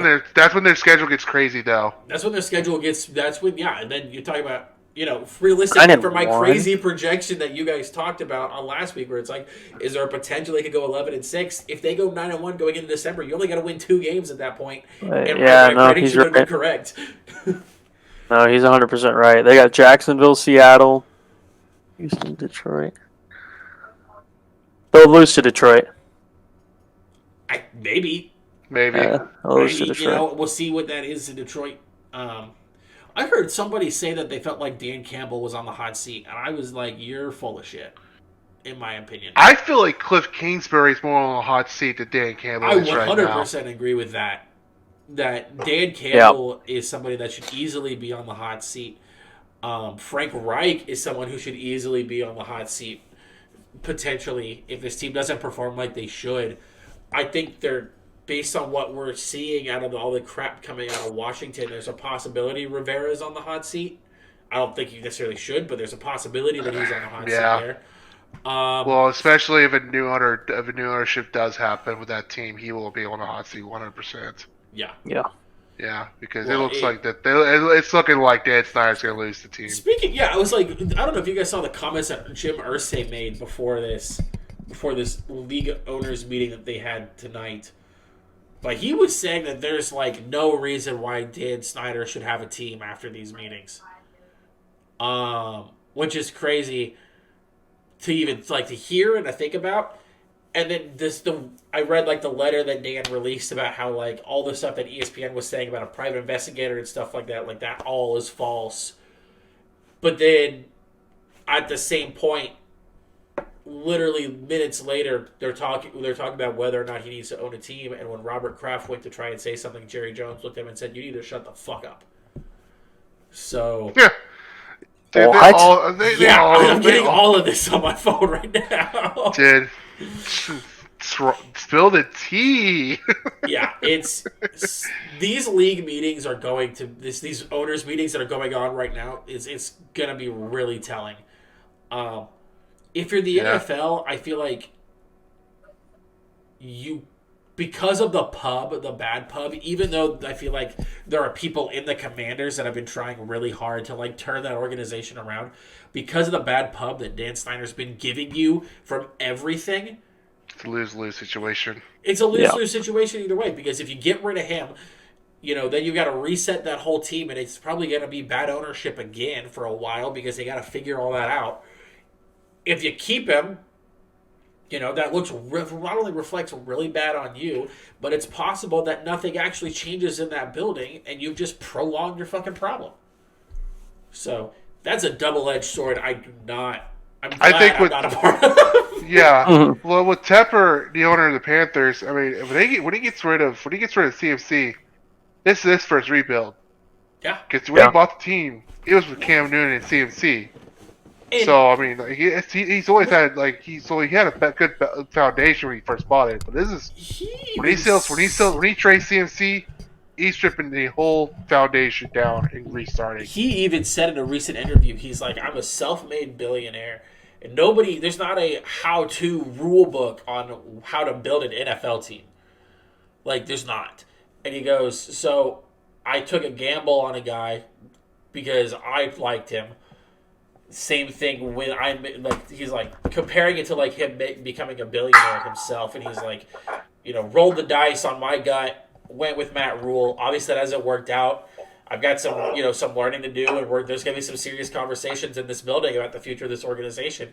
And that was a really good moment for him, because it was like, hey, he recognizes that this team's probably gonna go into a rebuild, and he recognizes also that this is all new for him, and he's willing to admit that, He made mistakes, and he's going to probably make a couple more.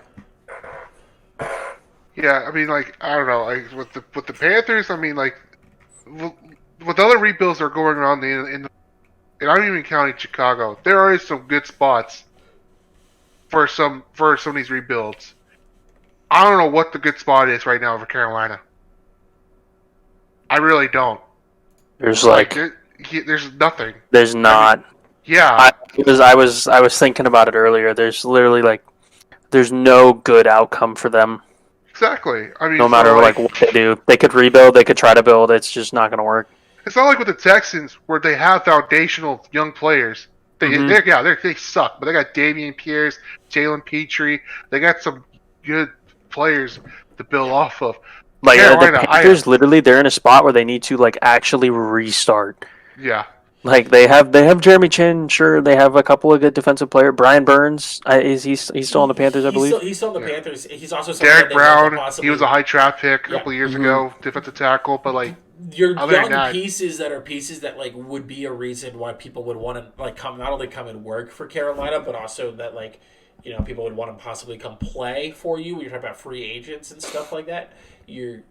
Those are the pieces you're talking about trading to go and get a lot of draft capital to start, literally, like you said, start this team over in a sense. They're going to be the team that pays the ironically, we always call it Jacksonville tax, but it's going to be the Carolina tax this free agency season because they aren't a team that's winning, and they're not a team that you expect to win for a while, and so any older pieces they go get, it's going to be one of those things that they're going to have to pay high for them. Apologize for interrupting you. I'm Yeah. watching the Padre game. It's in the 9th inning.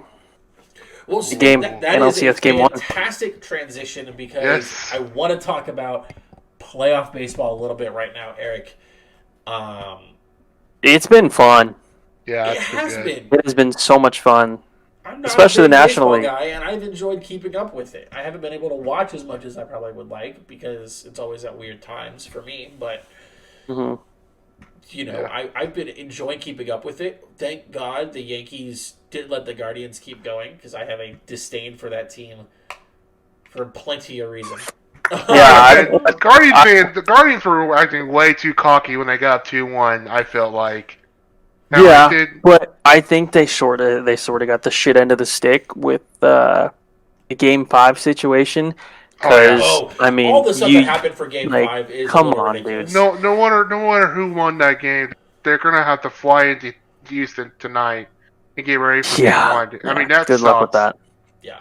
Yeah. It's almost a guaranteed loss Game 1. But either way, Especially Franklin starting off. Yeah. I mean, the Yankees go from throwing potentially Tyon to now throwing their best guy on an extra day's rest because of that little rainstorm they had or whatever. I had a buddy there, Ertl, Brad. Yeah. He was actually in New York and he was going to go to Game 5. He's a big Yankees fan. He was going to go to Game 5, and about 2 hours into the delay, around 8:30 local time in New York, he said, "Oh, the rain stopped," and they gave it an hour and they called it. And he said when he was leaving the stadium, it was a light drizzle and it hadn't been raining for an hour. And so now there's rumors swirling around that's the Guardians wanted to play, the Yankees didn't, and now the Yankees get to throw one of their best pitchers, and he ended up going 6 solid innings, something like that today. Plus, I heard that the Guardians were in 2 separate hotels too. Yeah, because they checked out of their hotel because it was Game 5, and if you win, either way, you're leaving New York. And then so they didn't check have out of another the hotel that could house all of them in one thing. I heard all of that. They went back to their original hotel, and the original hotel had overbooked, so they had to spread out around the city, and it was just bad. That, and then for Game 5 when they did the selling of the tickets, if you had an Ohio address or Ohio area code, they didn't sell a ticket to you. I did see that, yeah. I saw that. I saw that today. They were like, Houston guys would that- never. well, we're about to find out, but Yeah. no, everything that went, all the asterisks, if you'll call it, about Game 5, that's going to be something that's going to be talked about for a while, and obviously, there's probably going to be some rule changes in the MLB because of it, but it went the way that it went. Again, like I said, I'm okay with the outcome. I'm Yeah, not okay. because I don't want anyone to win the American League Championship Series. I want both teams to like keel over. I don't just want like either not. team to win. I didn't want any of the teams to win. I wanted Seattle to win the American League, and Same. didn't get that It chance. didn't happen. So didn't happen. And so now at this point, I don't care who comes out of the. I wanted the Braves to win the NL. That didn't happen. No. I can't say that. I was gonna say I would be okay for the Padres. I feel like if the Padres win, no, it doesn't matter because he was traded at the deadline. I was gonna say, does Hosmer still get a ring because he was part of that team, but probably not. Yeah, he was part of the team. He gets a ring. Then Padres all the way. Padres all the way. We're down 2-0 in the bottom of the ninth with 2 outs and 2 on right now though. So Yeah, so you never know. Yeah, I just want to say the way the Philly played against Atlanta was pretty awesome. That crowd was lit. Yeah, like Philly was a madhouse. Zach Wheeler went Philly is 7 a strong madhouse. tonight. They've got like sneaky good starting pitching. I think their one flaw is their bullpen, and we're not going to see it in this game obviously because they had Wheeler go 7. So they I feel like if one of their starters gets knocked up a little bit, and they're like long relief pitchers, is where they're going to struggle. Yeah. But I mean, I don't know. I think it's going to be a good series. Darvish pitched well. I think both starting pitchers pitched well. The Phillies actually just won the game, so they're up. Schwarber They're and up 1-0. Harper both single home runs. Mm-hmm. Yeah. I mean, that's all it took. Yeah. Wheeler pitched well, and then you brought in your 2 best bullpen guys. But tomorrow's a new day for the Pods. So hopefully they can even it up. Pods. It's the beginning of the ALCS tomorrow. I feel like Houston's going to come out of that with everything that's happened for New York, and Houston's in like a best case scenario right now. absolutely. You're gonna at least that's scary, and that's scary though. I mean, everything might fall in the right place for Astros. But, yeah, you won't have Cole until Game 4, Game 3. That's nuts. You won't have Cortez until Game 4 or 5. Like that's scary. Yeah, you're talking about realistically, like you're going to probably win both your games in Houston because of all this stuff that happened with Cleveland, and then you're talking about you're playing the best pitchers for the Yankees Game 3 or 4 when you're in New York. You could have chalked that up, and then you're back in Houston for Game 5. To be fair, Verlander got lit up by Seattle in Game 1. I mean, I'm not saying it could happen again. He did. I think the Mariners are just riding a high there, and then their bullpen kind of blew it, and that's what really like chalked it. I think if the Mariners had won that game, obviously it's a completely different series, but the end of that game is what kind of ruined it. I think Verlander is going to be okay. He's shown too much consistency throughout the year for me to doubt him. Yeah. I think Astros are winning in 5. I think the Yankees at least will get 1 home. Yeah. I think you're right on that. I can agree with that 100%. And then, I mean, realistically, if this Padres Phillies series go, I think kind of how at least I predicted, where it might go the distance. You get a nice little bit of rest. Yeah. If you're the Astros going into the World Series. Mm-hmm. But to be fair, they had. Now rest is both a blessing and they were rested up in 2019 and 2021, and they still lost. That's very true. I mean, that's where I go back to. The rest is like a blessing and a curse. Like, ooh, you're coming off and like you're rested up, so you're good. But also at the same time, they might be hot because of the games that they've been playing, and then they come into you and it's like they're firing on all cylinders and you're kind of starting back up. So yeah, it's a blessing and a curse when it comes to rest, but we're gonna see how that plays out. I'm excited. This World Series, I'm excited that we're not gonna have an LA New York series. And it's going to be like an Astros and then like a mid-tier NL team that could be riding momentum. Yeah, that's. I mean, I think the Astros are going to win the World Series because that was what everyone was saying. It was probably going to end up being, and I was going to just basically be done with MLB at that point. Like I was just be like, damn. First, I kind of want to see Philly play Astros. I think Philly would have a more better chance with Astros. I don't know. I mean, I'm a Padres bias, so I obviously want the Padres to win. I think either way, both NL teams, no matter who makes it, will put up a good fight. At the end of the day, though, I think the Astros are going to win the World Series, and I hate that like a lot. Yeah, I hate it a lot. Yeah. But what are you going to do about it? I won't hear the end of it. They are they're a machine. They just consistently win. It's crazy. What we like to call the business a wagon. Yeah, Eventually, yeah, they eventually are a it wagon. does. Yes, Eventually they are it a does come wagon. down. It just depends on their farm system, right? Because eventually, like their stars will have to either be done or leave and be traded. It's part of baseball. So eventually they'll come down. But right now we're kind of in that time for them. We said that when they lost Carlos Correa and George Springer. Look at them; they're still here. They got Jeremy Pena coming up. Yeah, He's like and top Yordan 3 rookie of the Alvarez, year, and Jordan Alvarez who's showing up again. Like and getting Lance McCullers But back some before the teams season was over have too was a big those improvement for their bullpen farm too. systems that can build that up and they can keep riding that high. And right now, Houston's one of them. But I think there will always comes a time where a team falls. It's part of baseball. yeah, So it might not be for another 5-10 years, but which is AIDS, it but will happen at some point. you'd have to think like you can't just be a dynasty year in year out. But Yeah. Yeah, sure, they're just- Especially if you're not throwing money around like the Yankees. Like, mm, so there I is think you mean the Dodgers now. The Dodgers spend way too much money and they don't even get nothing happen. yeah. yeah, that's like a bad example of a dynasty year in year out. Like one that works year in year out is like a good like the Astros are a good example of that. But Yeah. the Dodgers is that's tough. You lose to the team you've been calling little brother and not a rivalry for the past few years, and it's tough luck. But It's tough. That's a tough scene.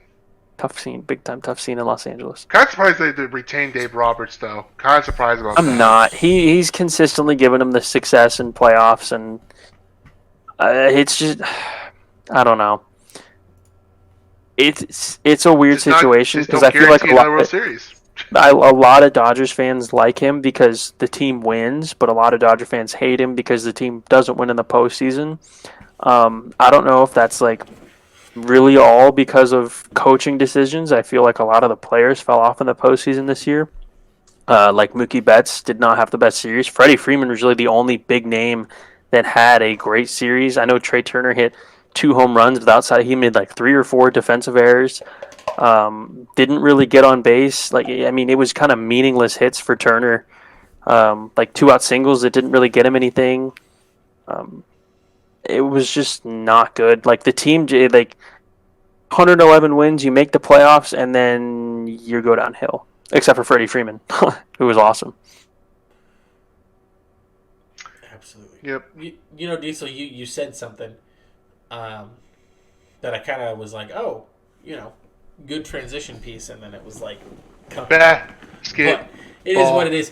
But I want to. You mentioned the Dodgers and how much they spend money, and I started thinking about the Lakers and how much they spend money, and the fact that the NBA has started today.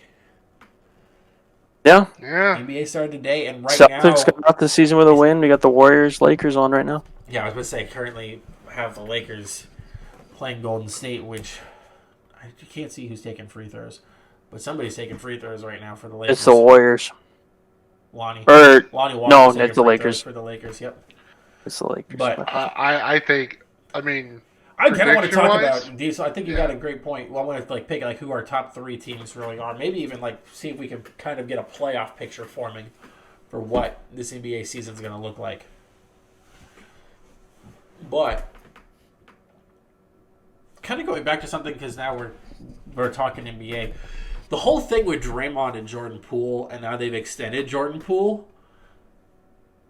I'm curious. I feel to see... it's weird. It's a weird situation because I feel like after that happens to Poole, he's like, well, now, like, I don't know. It kind of seemed like a pity contract, but he's also a good player. So that's what was weird to me. Like, speaking of which, he just drained a 3. The But Poole contract made sense. The Wiggins contract didn't really make sense. I feel like it did. He's been a good player for them off the bench. He hasn't been tremendous, but he's been a player that, when you paired up with Poole, when Curry was hurt, you were able to get a lot of production from the two of them. I've always felt Wiggins was a great piece. He just never had a great landing spot while he's been in the league, and he finally has it. Yeah. I mean, I think nobody's going to disagree when we say, at least if you're looking at the West, like Golden State is probably number one in the West again. Yeah, I Yep. think it'd be Golden State, then the Nuggets. Now that they got Jamal Murray back. That's good. I actually consider them a threat now. I mean, Yeah, I yeah. mean, like the last Don't, couple of don't years. I just mean, have Jokic dropping 50 a yeah, game and yeah. I mean, that's like it. with Murray and Jokic together, that's such a disgusting duo. They're the reason Uh, why they were in the Western Conference Finals in the bubble because they mhm. were that good. And then I think the Mavs, Clippers, Grizzlies would be my next three, and then I think the Pels would be in there as well. And then like some fringe teams. I think the Lakers are going to be a fringe team this year I think the Lakers will continue to be a fringe team for a minute until they start kind of until they getting their actually like spending under build the control team and build a instead of like team instead of just just like paying a bunch of people. bringing in a bunch of LeBron's friends and thinking that they're going to be able to figure it out. You know, Hmm. I think the um, T Wolves will be there as well, I really like Yeah, the T and Wolves. I then really like the T Wolves a lot. probably who's the the ninth and Blazers. 10th? Yeah, Blazers. I think Damon can carry them to a ninth I seed. was reading something and it kind of zoned for a second. Eric, your camera's doing something a little funny on my end. I don't know. You're very whitewashed for me. I don't know if Diesel sees that too. Yeah, it is. Yeah. Okay, so that's a camera deal. Okay, It's good. That's a now. lot better. Nice. That's a lot better. nice. So, um, who were your top three that you had on there? You had Golden State. Golden State, Nuggets, and the Mavericks. Interesting. Okay. No, nothing about the Suns, huh? Did I not say the Suns? I don't- thought I put them in 4, 5, 6. Okay, Yeah, did you you put them in did. 4, 5, 6? Okay, Yeah, I missed 4, 5, 6. Then I was like, Yeah. okay, I remember hearing your top three. Then And then Yeah. you said Lakers and Like the fringe teams, like Lakers. I think the Pels are going to be above the fringe teams, but like 8, 9, 10 would be like Lakers, Blazers, T Wolves. yeah, Teams that could maybe take one game in the opening series, but yeah. Sad because this is the at perfect least- year for Sacramento to See- get in there. And that's what's funny is like the teams after like the top 10 are all tanking teams. Yeah, Teams that are it's just like nuts. building, rebuilding. Like the Jazz are like Jazz and Spurs are in a fight for Oh yeah, Victor. Jazz and Spurs are going to be garbage this year. I mean, Yeah. at least with Houston, they got a young core already. As they're going to see what they're what Same they're with the like. Thunder. I mean, yeah. Yeah, You've got a young core, but like, do you expect to go to a playoff team off that No. core right now? probably No. not. Yeah, So like, you're No. kind of in that same thing if you're just letting these guys develop, building your team, building, and also in the case of at least Oklahoma City, you're building up draft picks, right, to get those pieces to develop a young team. So my thing for the Thunder, I think if they had Chet, they might have been able to slide into the 10 seed. That's just me, but I Losing think him for this this is season no. hurts. I agree with you. They had Jet. I think they would have made it.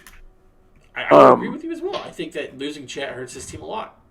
my thing is though is that this is kind of, I mean, I hate to say an injury is good, but like you're gonna get another year with a pretty high draft pick and yet another young good player you can build onto this already very young core you have, and I think next year they have a pretty good chance of sliding into like 7 through 10 or maybe even better depending on how some of these players develop. Absolutely, well, yeah, and then also it gives Chet, especially while he's rehabbing and stuff like that, a chance to get a little bit of muscle on him too. Yeah, Which yeah, no he's kidding. going to need in the NBA, and so Mhm. you can kind of look forward to Chet next year being even more dangerous than he possibly could have been this year. So I look at that and say it sucks because it's an injury, but there are a lot of good things for the organization as a whole that come out of it. That you're like, okay, that'll be fine. I agree.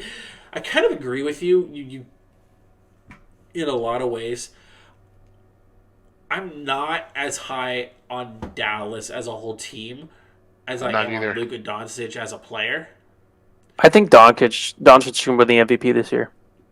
I think that's very possible, and I'm I not think going to it's disagree with you on that at all. Yeah, I would I'm not probably say in either. the same boat, but I think with the whole team, as like looking at it, you lost a really big piece that you had been working with Doncic to the Knicks. Mm-hmm. The whole Porzingis thing isn't working out really with him. You're just at a point where if you're Dallas and you want to make that deep playoff run, you want to beat Golden State. Trade for Dame. Somebody That would be nasty. trade Like, for Dame. Dame you needs. put Damian Lillard with Doncic, it's over. I think. He's No, I he's don't just think you're so wrong with that. I committed. think that's pretty good. He's just so committed to Portland, though. It'd be hard to. It's No. time. It's time to Take stop him being out. a homer. It's time to I start know, getting some I know, rings. I know. That's how I feel. I think the question for Dame comes into play is: do you want to stay with one team for your whole career, or do you want to go win a championship? Obviously, you're I not think going to for win a Dame, it's championship in Portland forever. Like, Dame is like convinced that he's going to win a championship in Portland, and I think that's the definition of insanity. Doing the same thing over and over again, and until you.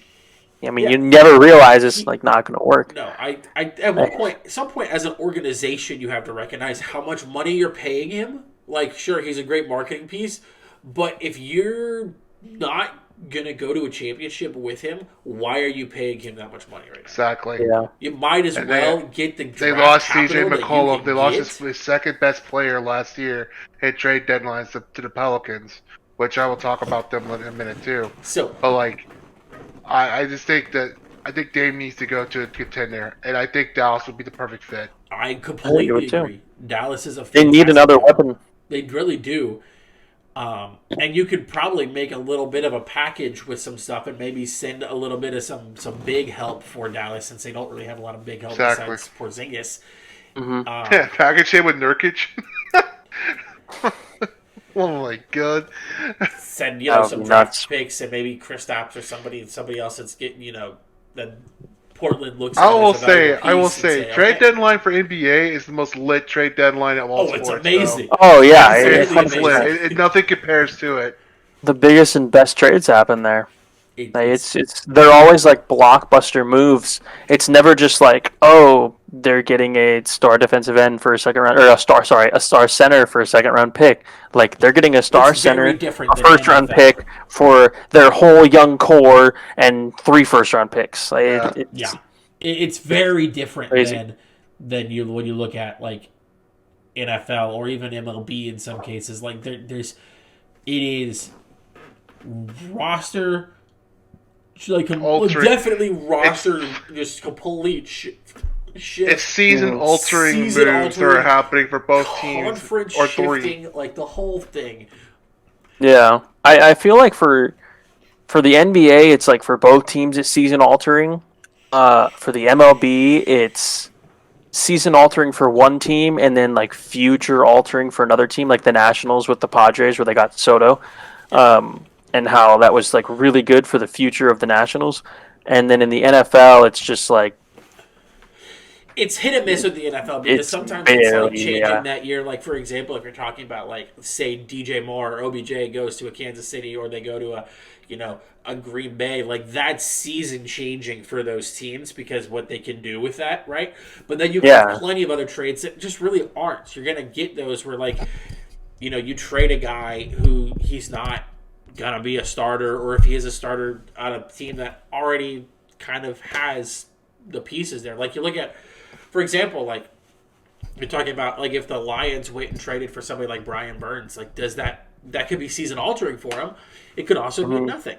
It could also be like their defense still gets lit up and it is what it is, and that's fine. Whereas in the NBA and the MLB, it's like you can tell a difference immediately, especially if just you're like talking about that, a yeah. big deal like that. Like if you're talking a Dame to Dallas, like that is immediately changing. Immediately. And you can see it like when you said National sending Juan Soto to San Diego. I mean, I think we all kind of felt a natural difference for San Diego when he got there. Yeah, and then like you look at the Nationals and you get all these young players, These and your young farm pieces system to build shoots for into the like the future, top 5. absolutely. Because the Padres had a good farm system, and like it was right of them to go get Soto because they have the money to pay him, and they had the farm system to go get him. So like Yeah. you might as well. You built it all this time, and like You you're got finally it. in position to win. It makes sense. And you're gonna see over the next couple of years. You see it. You don't see it as much in MLB is so different because you've got these farm systems, right? And you see teams that completely rely on their farm system, and you see them do well with it. And you've got other teams that build their farm systems as trade pieces, and that's what they're for.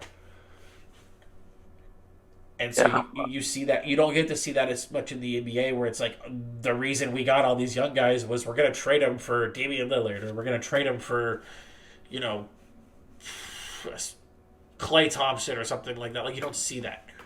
You know, you see, yeah, there's young pieces there, but then there's draft picks and the lottery and everything else that gets all put into play where, you know, it requires more sometimes for those bigger players. All right. Western Conference Finals. What do we got? Diesel? I got Golden State. And if Dallas is a trade for Dame, which I don't think they will, I'm going to go with the Pelicans. I want you to talk about this Pelicans team because you've been really high on them and all the talks. You've been gassing the Pelicans. I want to know tell me, as somebody who I root for Oklahoma City, but I want to find a team that I could root for to go far, right? Like just kind of. I would want to see the Pelicans. They're fun. Like, why should I root for the Pelicans? So my thing is, I think the Lakers, the Anthony Davis trade. I think Pelicans are going to win that trade. Yeah, the Lakers won an NBA championship, but they got Josh Hart, Brandon Ingram, and I think a couple. I don't know who else they got, but those were like the main players Lonzo, they got retained. Who's not over there and stuff like that. They retained Lonzo's in Chicago now. Yeah. But I'm just saying other people in that trade, if I remember. Yeah, and they have really. I can't remember who else they have for like. I know they got CJ McCollum for that trade deadline last year. Yep. So they got some experience, veteran experience finally with CJ, and like, if Zion could just stay healthy, if that dude could just stay healthy, stay out of the buffet line. Stay out of the buffet line. He has no limits to what I can think he can do. Mm-hmm. I think he's a legit superstar if he just does not. I'm not gonna say he's a bust yet because he hasn't been healthy, really, at all. I feel it's his career so far. But this is like the year that he could finally show off, how talented he can be. And if he plays great, and that core, because they think that's some really tall centers too. With Jackson Hayes, I think he's there. They still have Steven Adams or no? Yeah, I think. Let me see the roster because I'm pretty sure he still has Steven. At the end of the day, while you're looking that up, I'll say I think you're kind of right in some respects. I think they can end up with these these pieces they got from that trade for Anthony Davis. I think they can end up coming out winning the trade in a way. I mean, sure, like you said, the Lakers got a championship, and that's the ultimate goal. But with the pieces that they've put in place, going and getting CJ McCollum, I think there's a really good chance that you're right. Like, this team could go the distance. Zion being healthy is going to be a huge deal. His nutrition. And they also have that one guard that basically shut down Chris Paul last year, Jose Alvarado. That's true. So they got a damn good core. I mean, I just think if they can get hot, they almost took down the Western Conference champions last year in the first round. Yeah. So I just think that's my pick. I know everyone's going to be like, well, maybe Denver. I mean, I got to see how Jamal's going to be like after coming off that injury too. Yeah. So I'd say Warriors Clippers. Clippers are a very safe pick, I feel like. If you're talking about it. Like they're a team that can easily continue. If Kawhi's healthy and he's like he was before, Kawhi's healthy. For sure. Paul George stays healthy. Reggie Jackson's still on that team, right? Mm-hmm. Yeah, I think so. Yeah. Six man. You've got definitely that as well. Man, I got John Wall. Yeah. Oh, that's right. They did have John Wall. That's a huge piece. I want to keep things a little different and pick a different team because I think that there's plenty of teams that can go to the Western Conference Finals. So I'm going to say Golden State, and then I think that we're going to see Phoenix possibly do it again. They didn't lose really a whole lot of pieces, but they didn't gain a whole lot of pieces either. So like you kind of know what to expect coming out of this team, but they lost to an Australian League team in the preseason. Yeah, that's fair. Not going to argue that. It didn't even matter. They're still going to be in the conversation, obviously. I think a sleeper team I could pick is Memphis.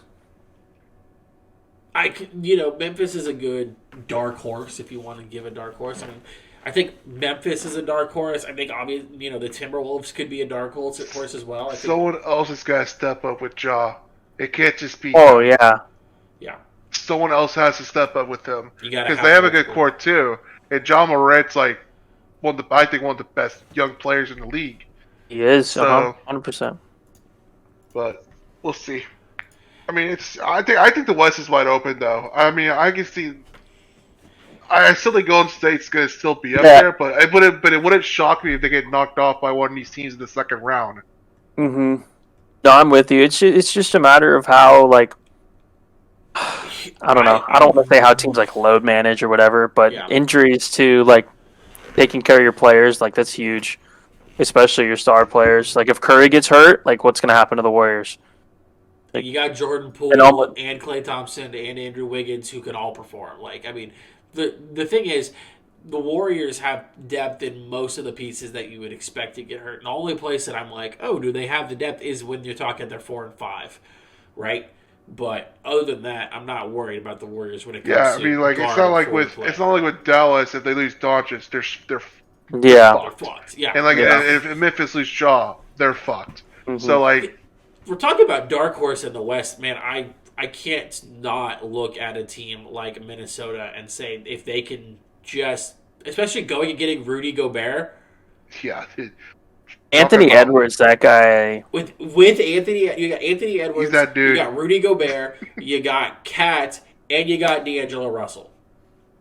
yeah, Anthony Edwards is that dude. If They've got a nice can little core. find that bit that he had when he was on the Warriors and a little bit like he can piece it all back together, I think that team is a team that could easily make a run. And it's like, oh yeah, they're still a team. Yeah. You know, That's the whole thing. when the older generation retires in the NBA, I think we're going to be okay with guards. I think we got good young core guards moving forward in this league with 100%. Anthony Edwards, Jordan Poole, and Ja Morant. Like Oh, yeah. we're in good shape. Yeah. It's I'm with still you. going to be a fun ass league.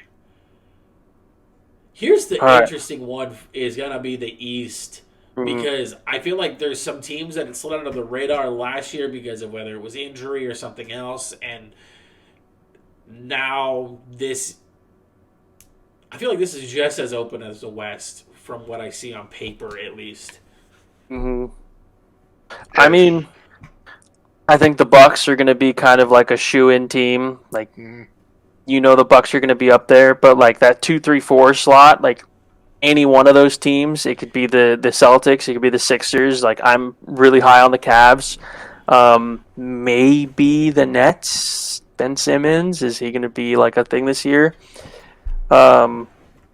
And then like the fringe teams, I think the Bulls are going to be like middle of the pack in the East. Like by middle of the pack, I mean like middle of the top 10 in the playoffs. Like I think they will obviously make the playoffs.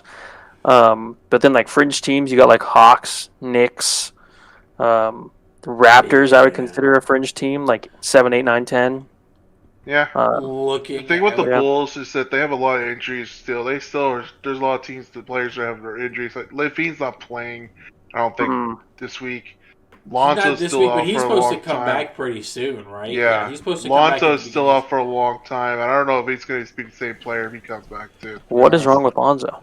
I think it's like a foot injury that's just been lingering for a while. I'm not super worried about Lonzo when he comes back, just because I feel like he provides so much depth to the game besides just shooting. He's such a great like distributor of the ball as well. Defender. It's He's kind of a one hell of of a defender, and he's a too. great defender. That like if his offensive production isn't necessarily there, I'm not super worried. You still got DeMar, you still got Caruso. I think you've got Andre Drummond sitting there. That's like he'll be great help. You got Javante Green still, who I think Yeah, is going to be able to put having up some Drummond with numbers. having Drummond with Vooch is going to help out big time because Still got Vooch is Vooch. more of an offensive center, while Drummond can still play some defense as well. Yeah. So Yeah.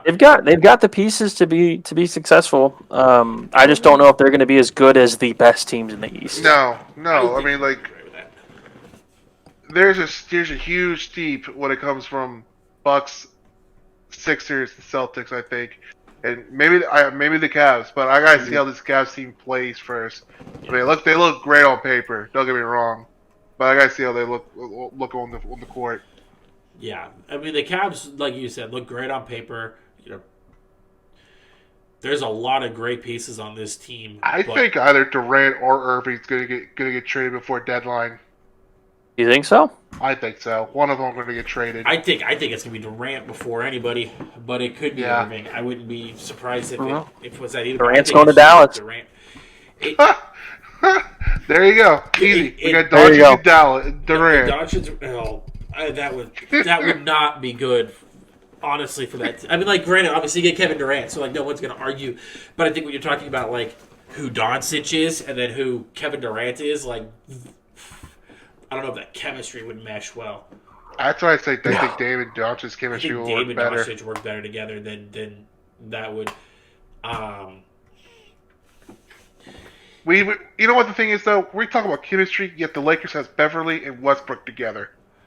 Okay. And the Warriors have Poole and Draymond Green together. Yeah, it was like, well, that's why we said the Lakers were like a fringe team, was because they have the chemistry and they're old and like they don't have depth. Their second line is just not. I can't look at the East and not think that the Heat are still gonna be up there in that conversation this year. You still got they'll be middle of the pack with the Bulls. You still got Jimmy. You got Tyler Hero still. You got Jokic down there. Jokic? No, not Jokic. He's close. Jovic. They got Jokic? No, Kyle Lowry. His Victor European Oladipo. needs, man. Figure it out, bud. Victor Oladipo. You've got pieces down there that you could easily. They're a team that you all can expect to make a run and possibly be in the playoffs. As far as we're talking about with the Eastern Conference Championship, though? Bucks, Celtics. I mean, obviously Bucks. Yeah, it's really just a question of who that second team is. And I'm going to say Boston as well because I don't think there's another team that I'm ready to crown better than them. But I could see other teams easily coming into this if they can mesh well.